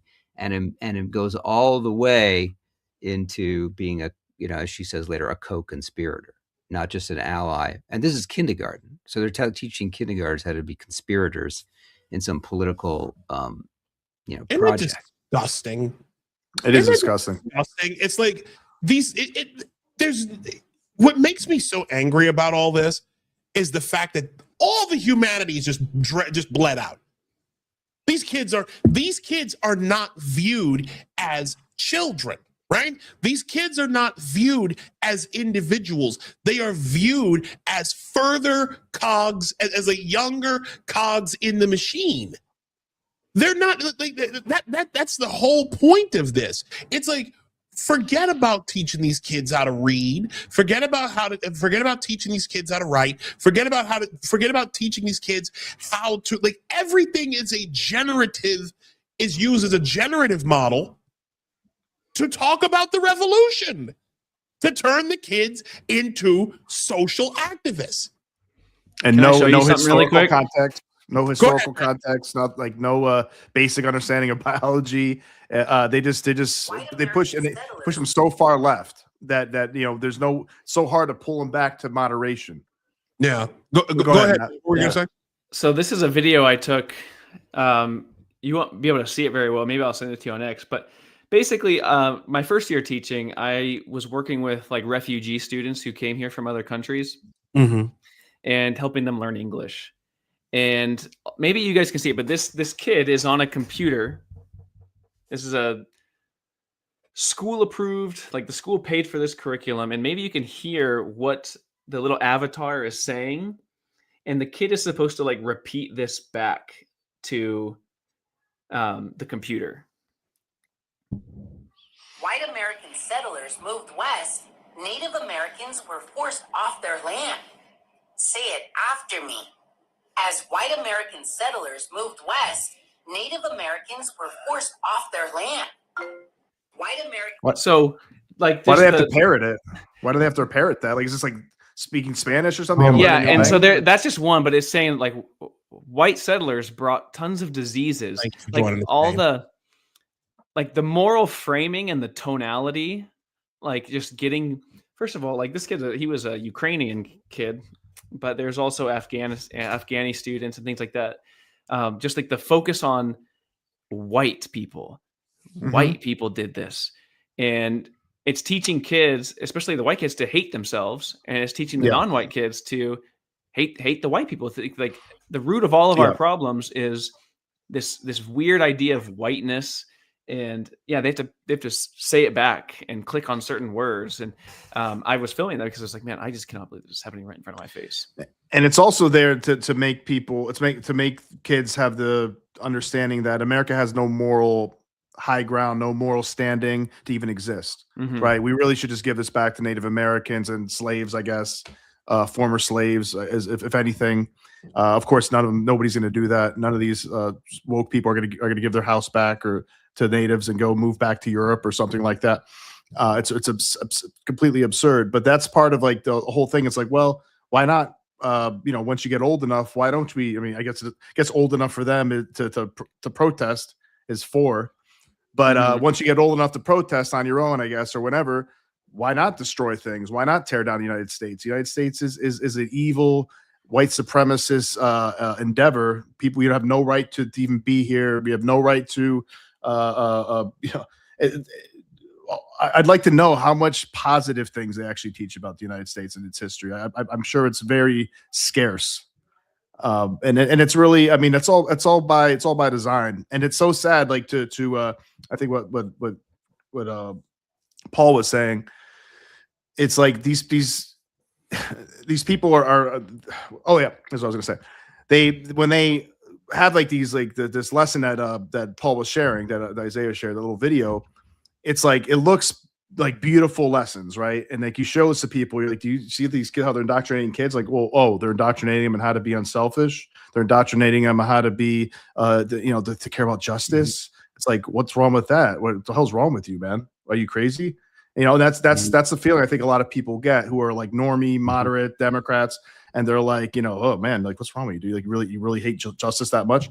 It's like, no, because we know what's behind all of this. We know what's going on. This is far left communist, weird race communism shit and sexist stuff. It's like we know and it's also totally inappropriate for children to be learning this stuff. That's an education. You can learn this at home. If you want your kids there, if you want to teach your kids, give them some radical handbooks. That's up to you, man, as a parent. But why are we using tax dollars for this? In the school, the scores have been going down precipitously. Kids are not nearly as smart as they used to be at the same age. I mean, it's obviously this isn't working. Well, it is working. Oh, it's working. It's working for their purpose. It's working for the radical purposes. Yes, it's working for their purposes. I think we need to be very, very clear about this, because so what if your kid can't read? Like that's like that is some of these people. Yeah. That is these people's honest opinion. They don't care if your kids can't read, can't write, can't do math. Is your ass out in the street calling for revolution? Are you out there screaming at adults at 7 years old talking about ICE out now? You don't even know this stuff.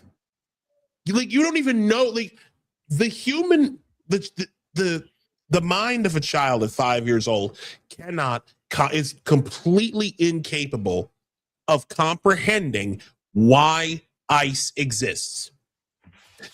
The mind of a 5-year-old cannot understand why immigrations and customs enforcement was so effective at their jobs when Obama was president. And the same people who are out here screaming ICE out now said absolutely jack shit back then. You don't hear them. Okay, the mind of a 5-year-old cannot comprehend these things, but yet they're out here marching these little kids out they're marching these kids in the streets doing. And again, they can't read, they can't write, they cannot do math. They don't know history. They have no sense of history, no understanding of content. The humanities, the tradition of humanities that our whole civilization is based on for hundreds of years. They don't know about that either. They might know some new. I remember in high school I had to read, Bury My Heart, a Wounded Knee, probably some slavery book that I actually didn't read them because I just didn't feel like reading them. But I wasn't going to do that over the summer. Screw that. But there's a couple books like that, and and it just seemed to be very focused on that. My school even went on a field trip to go see the hurricane and stuff. And it's just like, and that was me, and that was me right in the 2000s, like early 2000s, 99 to 2000s. And it's probably gotten much worse by now.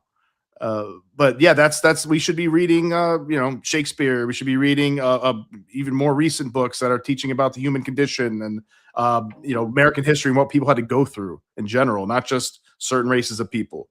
And we should be talking about also how grateful people should be for this country. And I look at even people who aren't doing so well in this country are still doing much better than people in most countries. And like, I don't know how there's this blind spot of people who see like people risking their lives to come here from Venezuela, Cuba, Central America, Asia, Africa, even though it's supposedly a white supremacist country that's hateful and terrible and capitalism crushes everybody. It's like, yeah, life's not easy and there's winners and losers in life, but it's still pretty damn good here regardless, I think, for the most part, for most people. It just is.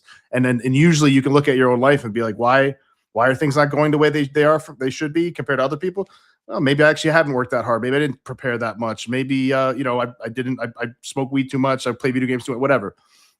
Usually you could look at yourself and realize that this is why you're not where you need to be. So that's what people should be. What people should be learning. And that's what people should keep in mind. And like, yeah, there's things to change and things to fix, but you got to look at yourself first.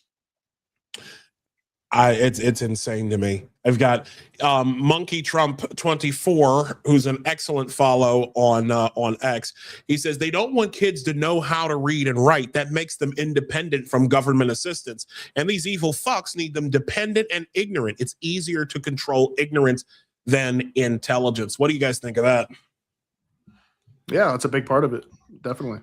All right, give me 1 second, guys. I'll be right back. Well, it's all part of demoralization too. Again, like which is something that Yuri Bezmenov from the KGB in the 80s warned us about, that they're trying to make it so we hate ourselves, hate our country, and just let it all unravel and fight each other, which is they're doing that very well. It's been happening for a long time. Started with the communists and the useful idiots, with our journalists and our professors, and they just kept the ball rolling. Like the communists from USSR.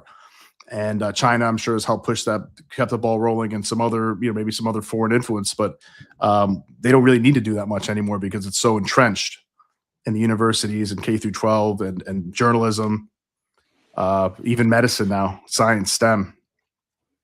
It's really scary. That's what scares me the most. It starts like there's demoralization and then destabilization. Subversion, yeah. I forgot the different levels. He already said we were at like the demoralization, subversion level already in the 80s. So the one other thing that people tend to forget is just how dependent the states and the public school system has become on federal dollars. And so when a kid can't read or write or is just struggling in class, there's actually they're actually incentivized to have more of that because guess what? They can sign them up for an IEP or a 504. Yep. And guess what? They get more money for that. If they can say, hey, look, this kid actually has a learning disability. Wow. We can get him classified as special ed. Like that's one thing I was just blown away by is like how many kids are on IEPs and 504 plans and things like that, where it's like, and they get more money because of that. Like sometimes you have 20, 25%, 30% of your class are either SPED, IEP, or 504. And, you know, the first thing they want to do is like, okay, parent teacher conference, because this kid is just has terrible behavior and he's rude and he doesn't, he hasn't had a good upbringing is, well, I think he either needs to get on an IEP, individualized education plan, or get him on a 504. Or maybe we should even get him on some ADD medication. That's really what we should do. And man, that kind of thing happens every single day. Every single day. Well, I was going to say that has something. That sounds like it has to do potentially with why the incentivizing why kids should be over diagnosed in ADHD to begin with, and probably autism spectrum as well. I'm sure there might be some people who maybe are a little quirky, but they're not necessarily Asperger's or something. These are kids who I know they're capable if they just apply themselves a little bit and get out of this environment that's so toxic. But the money that comes from the money printer over in DC is like they can just keep printing more of it, and guess what? The schools will get more of it so that they can have nicer chairs and nicer office equipment and things like that. And they get more money, and they do that with almost everything. If you can get a kindergartner to be labeled as a English language learner, they will get more money, because I used to actually have to administer these tests. So they will, any child who has a second language present in the home and they're in kindergarten, at least in Washington, they will administer a reading and writing test to a kindergartner, which they're not going to pass anyways. You could give this to the to the kids who are just have two English speaking parents, and they're going to fail this test. I was counting beans in kindergarten. They actually want the kids to fail the test so that they can just mark them down as an ELL. And guess what? They get more money every year per this student, and it's more funding. And it's sad because it's all about, we were talking about money earlier. It kind of is about money. Yeah. It's always been about money. It's always about money. Certainly in universities too. I mean, like they do not mind putting kids into like $200,000 or more worth of debt. And having $200,000 worth of debt. Having a debt to learn things that are not going to help them at all ever in their lives. In fact, it makes them dumber, more ignorant, more resentful, less prepared for the world. And they're willing to put them into like $200,000 worth of debt so they can have more administrators, give themselves bigger salaries. There's so many administrators, so much administrative bloat in so many universities. And of course, I'm sure there's plenty of those like DEI type emissaries and all that. Commissars. But and then they're going to tell everybody that it's capitalism that did it, and it's a capitalist system and white supremacy that put this big burden on you. When it was you universities, you supposedly enlightened progressive people. It was you that are telling kids and the K through 12 pipeline and your in the what do you call it, the counselors that are pushing kids to go to these schools that they probably can't even afford, and parents who are dumb enough to fall for it. It's not worth it. It's not worth it, especially if they're not going. I mean, maybe if you're going for the right thing, maybe if you're going for a job that's going to pay you one day, which of course we got to watch out with that with AI. But I think people really need to step away from the university, feel like everybody has to go to college. That is not the way to be. And so many kids are paying for it. So many kids are starting off like so much debt. Like, how do you even with and all the interest on top of it? That's the other thing. It's not just $200,000. All that interest when are they going to pay that back? Man, I'm paying student loans. I got student loans I'm taking care of right now. And I did not, and I dropped out. You're 57 years old. I'm 43. I'm not that old. I'm just kidding. I'm joking around. I'll be 57 by the time this shit gets paid off, though. God. Yeah, no, seriously. William Beck says, get all government out of all education in the same way as a separation of church and state, and for all the same reasons. What do you guys think of that? Paul, yeah, let's start with you. Yeah, I guess. You know what? I think look, there are some good public schools in some parts of the country. I'm not going to say that all public schools are terrible. But there's such enormous corruption and graft among, the way that it works with the unions, and the bureaucracy of it all serves itself. It doesn't serve the kids primarily. So it makes me think of Conquest's third law, where he says that, ultimately all bureaucratic organizations can best be understood as if they were run by a cabal of their enemies. And that's what education, that's what public education is, essentially, right? So for all the reasons that we talked about, in the broad strokes of it, if it were, I think a lot of times there's so much, if you added up all the actual learning that took place and sort of divided it by the number of kids, if you just really sort of did that, generally average it across the country, I think that, maybe about kids probably learn about 30 minutes worth of stuff a day if they're lucky. And is it really worth it to do that? And will they remember it in a year? And are they really learning how to read, and are they becoming numerate? There are places that have good schools that are great. And I think that would be a loss for those people if those public schools went away. Mm-hmm. But it's almost beyond repair in my mind. But I don't know how you guys feel. What do you think? I think actually, Matt, why don't you answer that, and I'll share my thoughts. Yeah, I agree with what Paul said. I do think it's beyond repair at this point. And so somebody said in the chat earlier about bringing skills schools back, apprenticeships and things like that. I think that's one thing that the Trump administration should focus more on, is like shrinking the federal focus for like the Department of Education, which, props to them. They've pretty much declared that they wanted to get rid of the Department of Education. I think Linda McMahon has made that clear to the Department of Education. It's like, my goal is for this not to exist. I think that's a good step. Yeah. And kind of dispel the myth that all learning has to take place in a public school type of setting. There are academic reasons, but we need kids to learn through working. That's my opinion. So, and I'll give an example of this. Is like, so my brother and I, we moved into having our own small business, and over the summer I would have students come and frequent our bake shop that we purchased. And I had these two students who in class, they weren't meant for that type of environment. Not many of these kids are. And, but guess what? They got a job building houses over the summer. And they were learning skills like putting up drywall, assembling HVAC, doing really cool things like roofing. And this was the week before they had to go back to school. And I was like, are you guys excited to go back to school? And they're like, no, man, I feel like I'm actually learning so much more.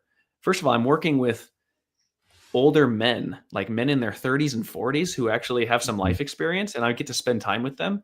But they're going to be putting up drywall next week and setting up HVAC, and I'm sad I'm going to miss it because I want to see this project through. And I sensed a great maturity in both of these young boys. And I was like, man, it's a shame. Now you're gonna have to go from that, and you're learning math. You're learning like real math that like you would actually use in everyday situations. And apart from all the other like skills of craftsmanship and like seeing a project through, and now you got to go follow this bell schedule with people your own age all day. And, classes are 50 minutes long, but really you're lucky if you make use of 20 of those. And so these kids who like, they were troubled students, but you put them to work in a good place, and they're learning real skills, and they're excited about it, and they're making some money. I think we need more of that, and that's we need a lot more of that. Yeah, I agree. I think we need a complete overhaul, man, of education. I think it's like, I think we're learning a lot of stuff we don't need to be learning. I think kids like that don't need to be like focusing on algebra and pre-calculus and reading more difficult books and stuff like that. They could do that on their own, but like if you're not doing well in school and you just don't like it, and maybe your home situation isn't great and you're poor, it's like that's a good way to get ahead, to start working early. So I mean, if anything, I would do like a half day or something, maybe, where you learn like some humanities. homeschooling or something, and like maybe you can get a lot done in 2 hours homeschooling, and you're with safe adults who actually love you, and then you can go out in the real world and get some work done, roll up your sleeves, and like these young teenagers they're more than capable of that, and that's how it was for hundreds of years in this country. Right? Yeah, forever. I think kids would start going to work as soon as they get. I mean, most kids would be working on farms. I think even when they're very young, but like family farms and stuff like that, or they'd be working with their dad who's a carpenter or something like that. Also, I think there needs to be a big overhaul with younger children and middle school children as well, probably, and maybe even a little older than that, where like they need more free time to like play sports, socialize. Like it used to drive me crazy in my school, my elementary school and middle school. Like I think I had like a 20-minute recess and a 15-minute lunch. And it's like, it was like the funnest 20 minutes of my life every day. It was like thrilling. And it was like that, like done. And it's like, why am I, as a young man, a boy, those boys should be burning energy, running, exercising, playing with each other, playing sports. The girls doing what they do. Which usually isn't quite as physical, but sometimes they'll do like all that jump. Sometimes they'll play sports, sometimes they'll do jump rope or hopscotch or whatever they used to do. I don't know what the hell they do now, but there should be more of that socializing, learning. I mean, Jonathan Haidt talks about this a lot, how kids don't have enough free play with each other. But how many kids would not need, probably so many kids don't need ADHD medicine at all, but how many boys especially wouldn't need any kind of anything like that if they just got an hour at least to go outside and run around, play sports, play basketball, do whatever they do, or play even like make pretend where they're chasing each other and they're Ninja Turtles or whatever the hell they do nowadays. That's the kind of thing that would, that they would probably be able to chill in class after that for a couple hours and then be like, oh, I got that energy out. That's great. But 20 minutes, I don't know what it is nowadays, but that's nothing. And kids should be playing, or even in high school, I love to play sports. I'd love to just play. We played for fun, like me and my friends. It's like the men, especially, I think, need that physicality to get that energy out and camaraderie, and just sitting in front of tablets and sitting on your ass all day long is not good. It's demoralizing. It's demoralizing. I can tell you that right now. I mean, the one thing that kids, especially young men, the one thing that they have to understand, the one thing that they want to do is they want to actually see a project through. They want to actually create something with their hands. They want to go and they want to do something, and they want to know that what they do is actually gonna have, if it has some type of meaning. They want to watch something take shape in their own. I mean, listening to Matthew's story, it's like, I feel where these kids are coming from, because they're not getting that. They're not getting that in schools these days. They're getting drilled into their head. They're not getting reading. They're not getting writing. They're not getting math. They're getting political theory. They are getting Marxist dogma knocked into their heads constantly. And then the kids who are actually serious about their education, right? The kids that actually want to learn, they have to deal with the shitheads who are fighting with the teacher and calling her a bitch and all sorts of other craziness. They're dealing with that, and then if you say anything, then those kids are ready to beat your ass, outside in the parking lot. It's ridiculous. And also, Isaiah, so not everybody is an intellectual either. And I think we kind of educate kids now that, like, everybody could dress to try to be an intellectual and go to college, and not everybody's meant for that. Some people are just happy to work with their hands. Most, I'd say probably most men historically, pretty happy to work with their hands, build things, immediately started getting money, immediately learning skills. They're not going to be so interested in reading certain books and philosophical stuff or learning more advanced math. Like, that's not for them. And that can feel very frustrating going through school, being like, well, you got to go to college. You better get good grades in this class. And then they're probably feeling, well, I'm a freaking loser. I can't do this. Yeah. I don't know. I don't know what I'm doing here. This is very demoralizing. My parents are upset with me. Everybody's disappointed with me. Maybe I should start doing drugs. I don't know. Maybe I should be in a gang. When you could be like doing what Matthew was talking about, where like they're actually working, making money, building, they feel good about themselves, they see a future. And like, if you start early making money, you don't have college debt, that could really even not even making that much money that could really help your trajectory throughout your life. Hell yeah. Just making money early on. I mean, and here's the thing, because I'm thinking of something else. And Matt, like with your you run a bakery, right? Yeah. This intrigues me incredibly, because if there's one thing that, like, one of the easiest things, kids learn this when they're little. When you bake something, there's nothing quite like putting together a few ingredients in a bowl, putting them in on a cookie sheet, waiting a few minutes, and pulling out cookies out of the oven. You know what I mean? Like that's math. That's complex. It's physics. It's thermodynamics in a way, right? And it's seeing the production of your work. You're being rewarded for your work immediately.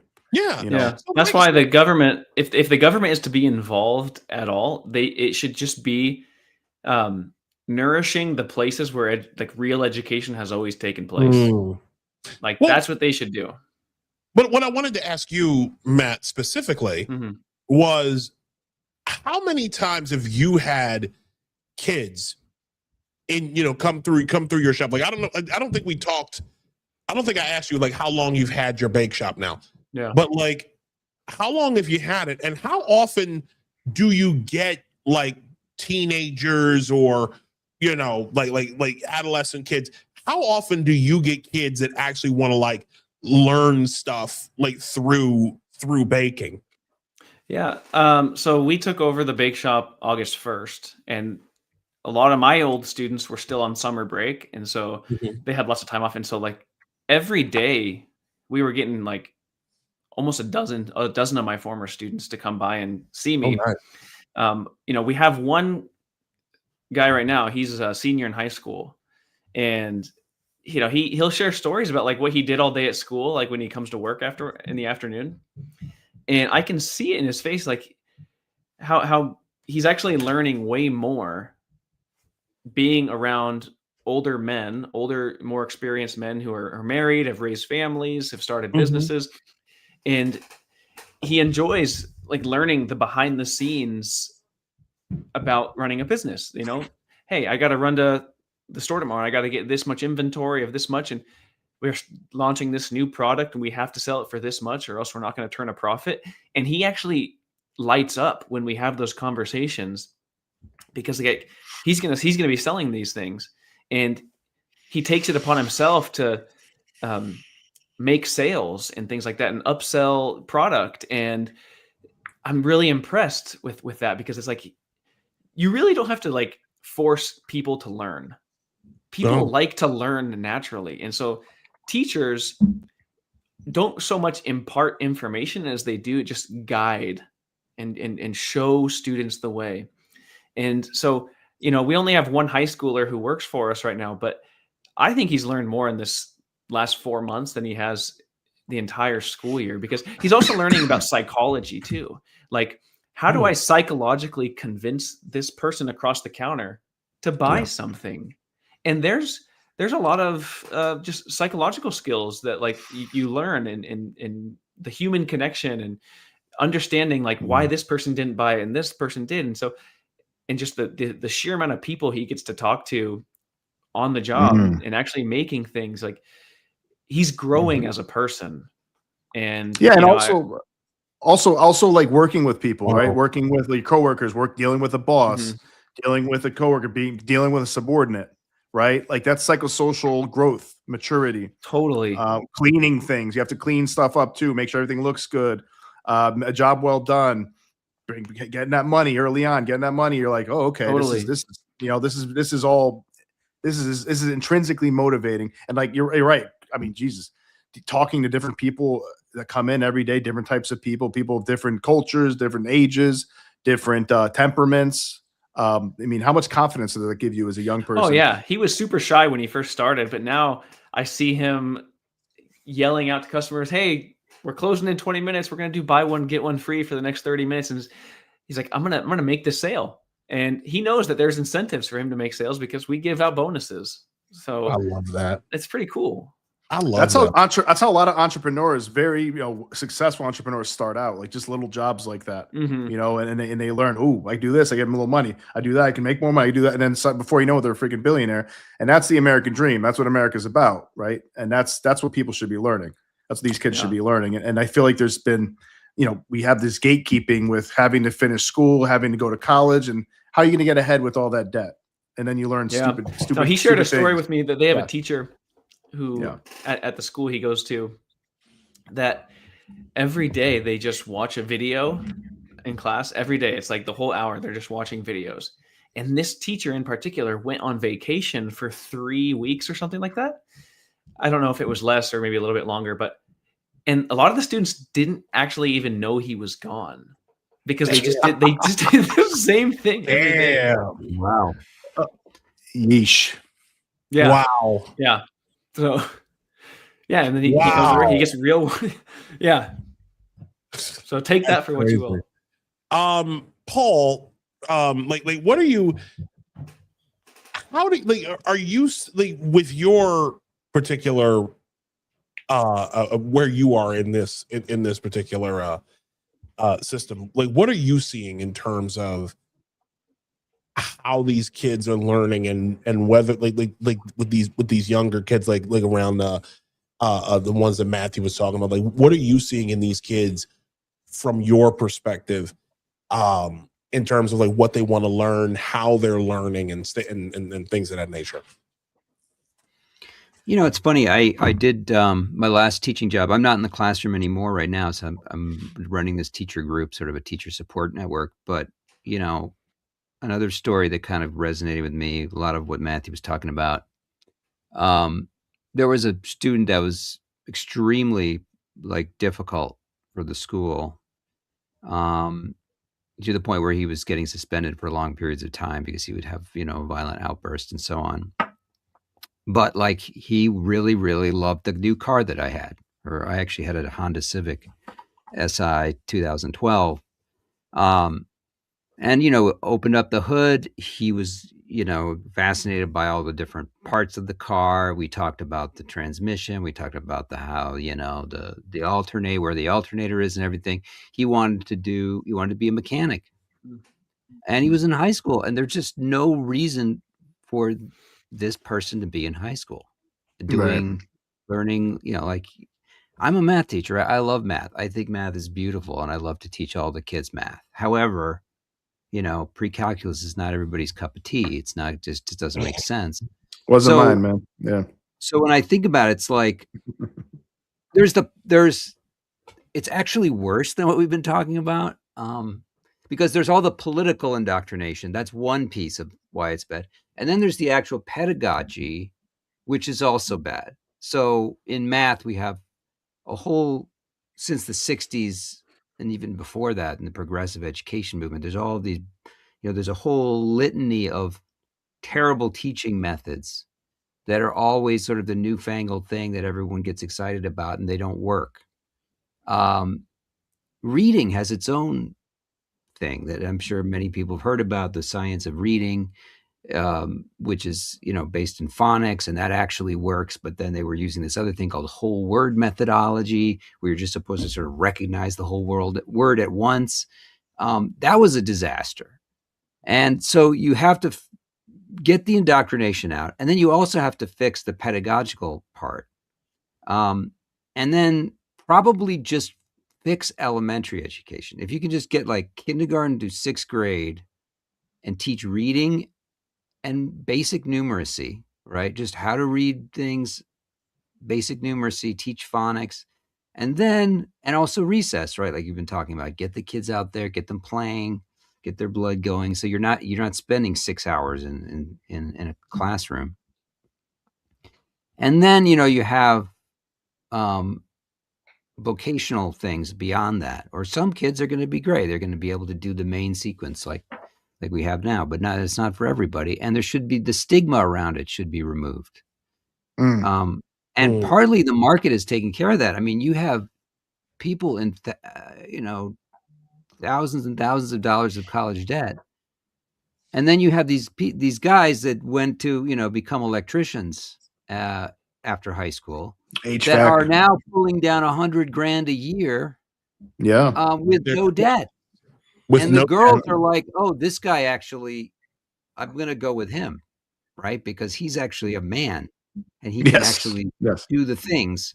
And then this other guy who, did what everybody told him to do, and he's went into debt to study intersectional basket weaving or whatever, and or whatever it is, and now, is crushed by debt. I mean, it's like the market is sort of solving that problem, although there's plenty of casualties along the way. But I think it's like we're headed there, especially with AI. Like, what are the things that AI can't do? Right? They can't actually. A robot can't come and install your electrical system in your house. They can't you can't change the tiles on your roof. So that's the brain work is going to be replaced before the physical work is. Yeah, I would say also that's all true, Paul. I would say also I think in education, what they could do, at least for maybe throughout high school, if people are still going to school all the time, is first of all you have to realize who's good for what jobs. So there is a need for advanced mathematics. If certain kids are really good at it and have the propensity for it and seem like they want to do that, then you need those people for engineering, science, all that. But I think there needs to be, again, like the civics. There needs to be something that helps everybody assimilate to the country, believe in the country, our history.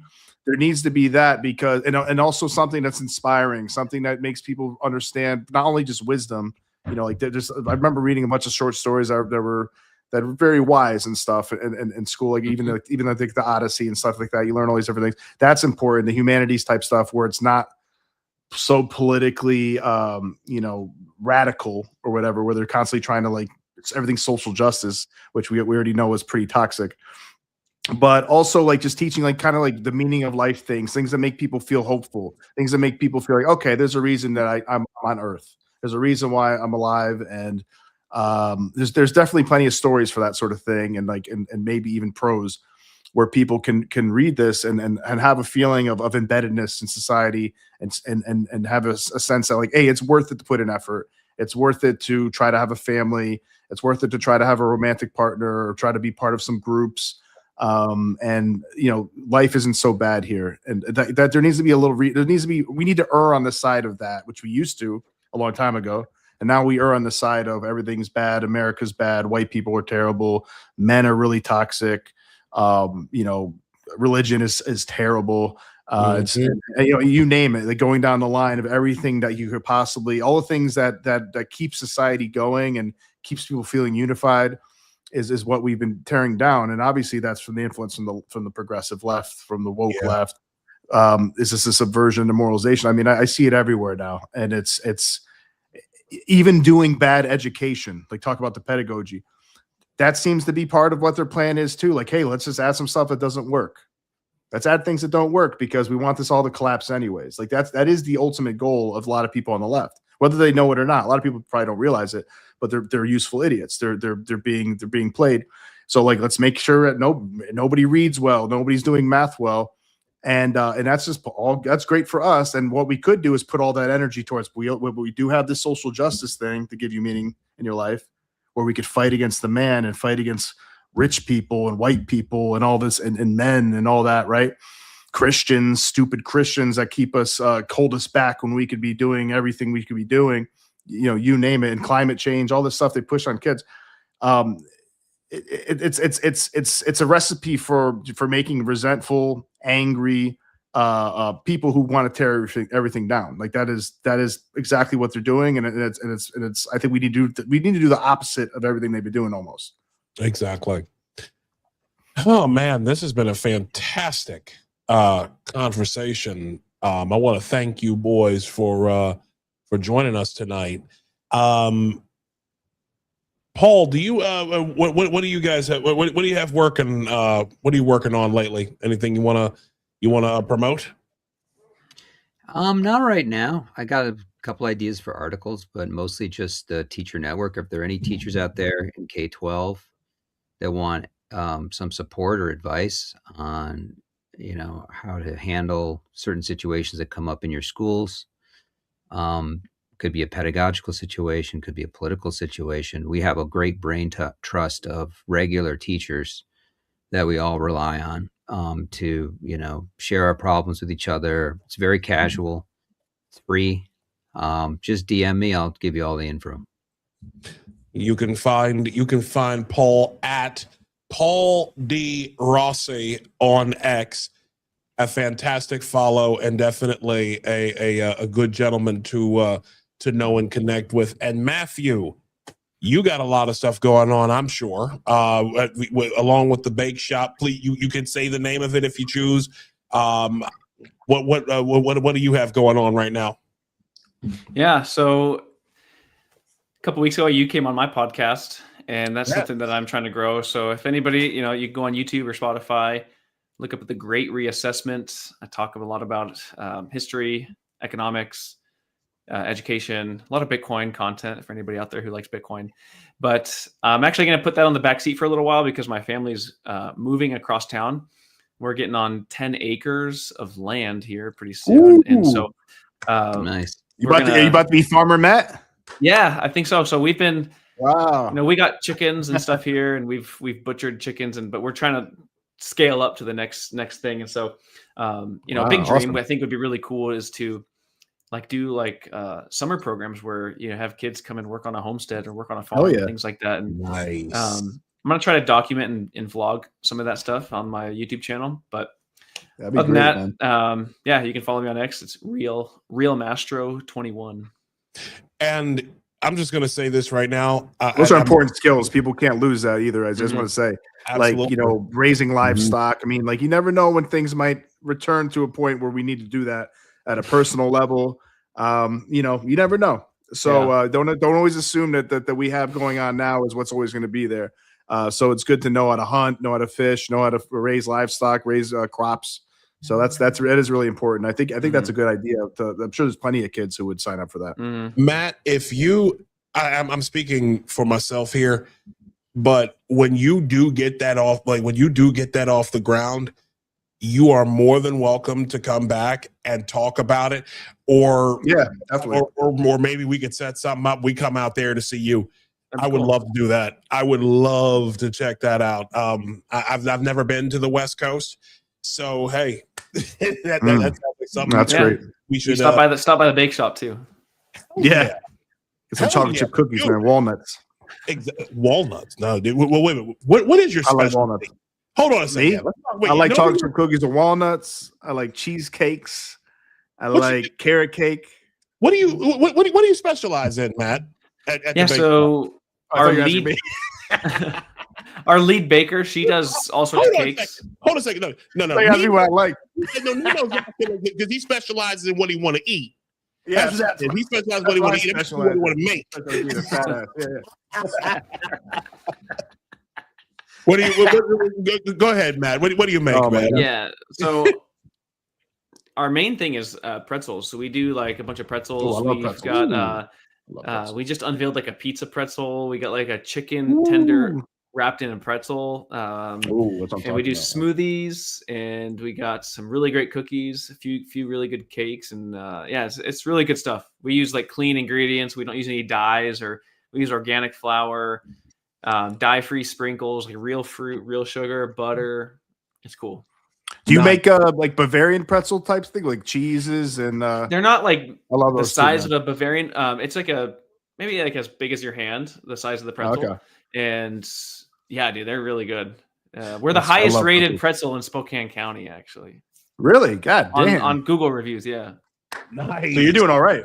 You're probably doing all right at that beggar. Yeah. We're doing okay. Yeah, we got some room to grow, but yeah, it's been a lot of fun. Shit, man. It's America, man. Love it, man. Yeah, we're flying out to see you, Matt. I'm telling you right now. I want to come. You get fired for saying the N-word in school, and then you and your brother drop out and make a successful bakery. That's America. Listen, what God means, what man means for even the matter of fact, I'm gonna say this like the Jamaicans say. Who Jah bless, no man curse. There you go. That's what your story is, man. Seriously, that's both of you guys' stories. Yeah. What people meant for evil, what people meant to hurt you guys, to take your career, to take the careers that you went to school for, what you thought you were going to do for the rest of your lives. God meant it for good and took y'all and put you into something completely different, and it's working out even better than you guys probably ever thought of. So you guys are heroes in my book. God bless you both. And Paul, I want to say, Paul, before we leave, Paul, I want you too, man. If you have anything you want to talk about, anything with your program, I think that's really interesting. If you want to come in again in like a month or two and talk about like certain stories, certain situations, certain ways that you can help teachers, like situations they get into and people don't know what to do and they're scared. Yeah, we built up I think that'd be worthwhile. Talk nice, about that. like body of sort of strategies and tactics for how to handle. I think that's so important, man. Yeah. So we should have him on again to talk about that. Like go full force in that. Great to bring on some of our members too. Maybe that'd be good. Yeah, dude, we would love that. Yeah. We would love that. That's so important, man. Yeah, Paul, please, you guys can come back whenever you like. Yeah, let us know. We honestly mean that. You guys can come back whenever you like, whenever you guys get a free time, and we're really grateful to have you guys. Thanks again, Matthew Mastronardi and Paul Rossi. Thank you, boys, for joining us. We really appreciate it. Thank you. Thanks, guys. Thanks for sharing your platform. Thank you, of course, man. Thanks, yeah, you guys, these are some awesome people. Yeah, I want to do that, man. I want to be great to have Matt back on to talk about whatever, but talk about his, how it's going with his farm or bakery or whatever. And Paul, we definitely need to have Paul. We should have Paul come on and do a little seminar, because that's something that a lot of people would probably want to watch that. A lot of teachers, a lot of potential teachers. They want to see, like, man, I can't stand seeing this woke stuff in my school. Yeah. What can I do about it if I can't say anything? I see that all the time. I see that from teachers and that I know, that they're like, I don't know what to say, but they're being racist against white people, or they're being really sexist against boys. I've seen that stuff before, but they're like, they won't talk out. They won't share anything on social media because they're afraid to get ostracized. So I think that's I think we should put him on a schedule for that. Absolutely. Yeah. Man, that was great. Yeah, that was. You got it. So you got anything on your mind you want to share? Final thoughts before we get out of here? I don't know. I don't know. I think I think I don't know if I have anything else to say, really. I think that was a really great episode. I think it's really scary what's happening with education. My hope is that the market, as we starting to see, really kind of helps correct it, the market itself. And I hope we stop funding schools that are, whether it's universities or K through 12, that are like indoctrinating kids and this sort of thing, because it's not education. Or, that funding should be going towards education, not becoming, radical leftists and, basically communists or gender cult members. Like it's not education at all. It's not educational. If anything, it usually makes people's lives worse, and it usually makes people more ignorant. It makes people more resentful, more sad, more depressed. Look at the stories that we've seen, the studies we've seen about like how liberal, quote unquote liberal, which are probably more like progressive leftist women, are our mental illness and anxiety and depression is way higher than conservative women, for example, right? And the same thing is for conservative men, I think, as well, because conservative women and men are embedded and frequently embedded in sense of community, but they're more embedded in religion, but they're also not like stuck in this mindset that like everything is oppression and everything's white supremacy and everything is fascism. They live in the real world and they're not living in that weird bubble, that warped bubble where it's like things actually aren't that different than they used to be. Maybe in certain institutions they are, and usually it's for the worse because of the left. But in the real world, it's like if you're not online, you wouldn't even see this stuff. Really, you're not really touched by it so much. But the left is like so they're stuck in this media bubble where everybody in the media is so biased, and they're telling them, "Oh my God, it's fascism! Oh my God, they're basically Nazis." And it's just like it's complete nonsense, and they're being oppressed, and it's like this would make you go crazy. Like that's one thing you got to understand about. Like they're in a bubble of misinformation, really. And bias, and it's not good for your health, man. Get out of that bubble. Get out of that bubble, guys. Absolutely. So I don't really have. I don't have anything. Like I've probably actually no. I'm going to say this. I'm gonna say this because it's been all good news. It's been all good news. So I want to just congratulate my wife and I. Yeah, I'm going to congratulate because on February 1st, 2026, we finally got rid of the last box we had here in the new apartment. There it is, man. So I can honestly say that we are now fully moved into the new apartment. Yeah, no, it's it takes a while, man. I still got stuff in boxes. 5 months later, and we are finally moved into this place. It has been a blessing. I'm really glad to be here, to be outside of New York City. Even though I'm in New York City every day still, but it's a much different perspective as a commuter than it is actually living there. You know. I think, it saved us a lot of money too, because New York City, like,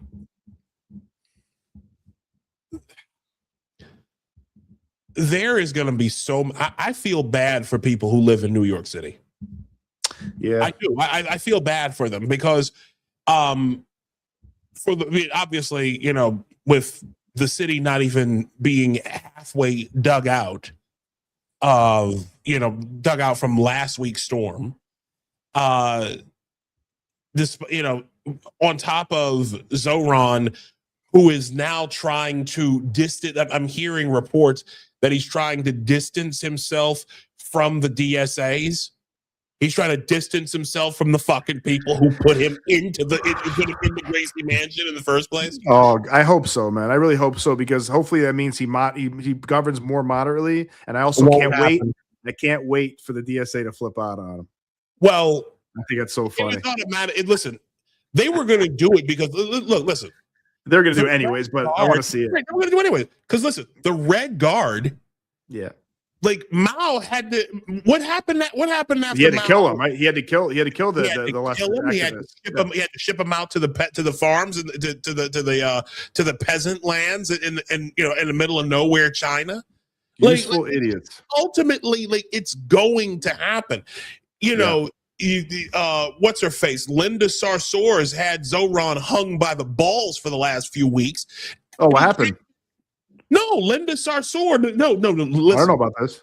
Linda Sarsour runs that dude. Okay, in terms of all of the commie, like all of the protests and everything that's going on, all of the policy, priorities. Messing with the Jews in Brooklyn and elsewhere throughout the 5 boroughs. All of that's Linda Sarsour. All of that is within our lifetime, and all these other groups. Getting having all these Hamas supporters and shit that's in New York City. That's all Linda Sarsour, and Linda Sarsour brings a lot of money herself. But on top of that, now there's something even bigger. So apparently Zoran's mother, oh shit, Bubba Flaco says she just cares for him. Care, yeah, that's the Center for Islamic Relations, yeah. Yes. So That's now there's there are rumors that, well, actually it's not rumors. Zoran's mother, who was a Bollywood film director, a big one, palled around with Jeffrey Epstein, was on the island a few times. And there's speculation, and there are rumors, and I find them absolutely hilarious. There are rumors now that Zoran might actually be Jeffrey Epstein's kid. That would be. Oh, I wish that was so. I wish that was. That would just be like. Wouldn't that just be so 2026 at this point? That would. I mean, it would sure wipe that shit-eating grin off his face for a day or two at least. Well, his shit-eating grin might be Jeffrey Epstein's. I know. It looks similar. It does look similar. But they both have a shit-eating grin, man. Yeah. I think Jeffrey usually keeps his teeth covered, but it's still pretty like. Well, yeah, exactly. But no. There's actually one you I saw. You hurt your face. You hurt your face doing that, man. Yeah. Muscle in your forehead. I played this earlier from PsyOp Anime. I love PsyOp Anime. I love those guys. Look at this. Look at this, Nino. 大きな野だという息をかめにだゾーランマムダニだ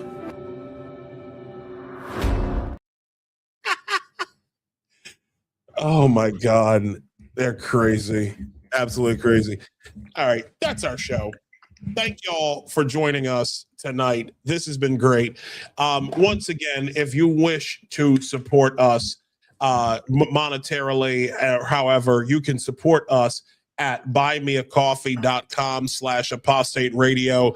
This is so now we're going from Nino needing new underwear to needing new AV equipment. Yeah, I don't know what's going on with that, man. My video was lagging like crazy in the beginning. I wonder if it's because I might have had it on virtual cam because I think that's what it was. My camera like disappeared from the options for some reason, so I put the virtual cam, and I think that might have been what it was. Shit. Oh yeah. Wow! But I got that. I finally figured that out a couple minutes into it, and then it looked like it was fine after that. Yeah. Oh, okay. Sorry about that. No, it's please. I mean, as many technical issues as I've had over the years. You fucking kidding me? Yeah, pain in the ass when that happens, man. It's a pain.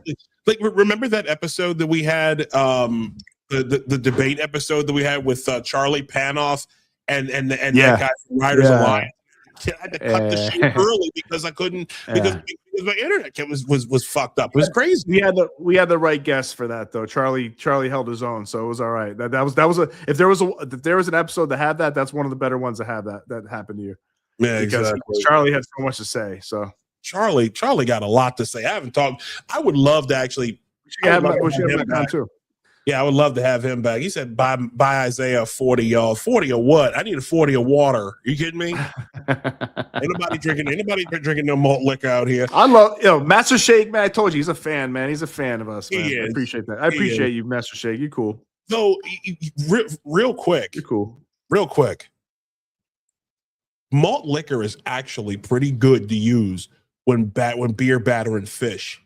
Oh, interesting. Okay. I found like that. This is the wildest thing. I didn't know that. Like actually using Colt 45. Colt 45 is actually good to malt liquor is good to use for beer batter and fish. So if you're gonna fry like for fish and chips, it's good for that. I used to drink Steel Reserves all the time in college, man. Yeah. Oh yeah. You can't be on this show anymore. Oh no. Steel Reserves. I used to drink Steel Reserve. I used to do a 40 of Steel Reserve and then a 40 of like Bud Light or Coors. Like I was a poor college student, man. Yeah. But that would do the trick, bro. Like when I was going out on a party, two 40s and one of them was Steel Reserve. That Steel Reserve, I think it was like 9%, 8%, something like that. Something crazy. But I can't even drink it now.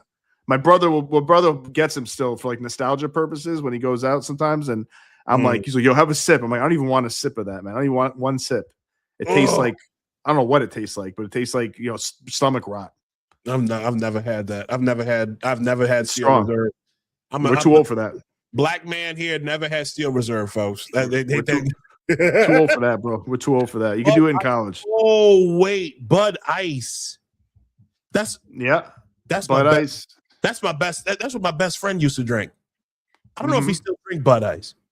We used to drink Bush Light. We used to drink Natty Ice. Yeah, Natty Bow. Yeah, National Keystone. Bow. Keystone Light. We used to drink. Shout out to the Brunetto. Nah, I used the cheapest. Let me see. I used to. You know what I used to, when I first started drinking beer. I started drinking right at 21. Obviously, I used to drink Miller Genuine Draft. MGD. MGDs. I used to drink MGDs.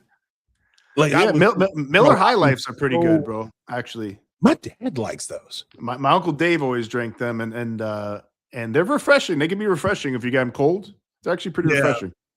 Yeah, my dad likes those. They're not bad. I don't know when the last I don't know if my dad actually I don't know if he still drinks them, but my dad used to love Miller High Life and MGDs because the Chiefs and Tecate. Oh wait, hold on. No, I like Tecate. Tecate when it's warm.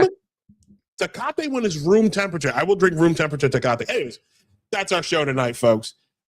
Next week we are back. Next Sunday, Warren Smith will be joining us next Sunday. I repeat, Warren Smith from the Secret Societies.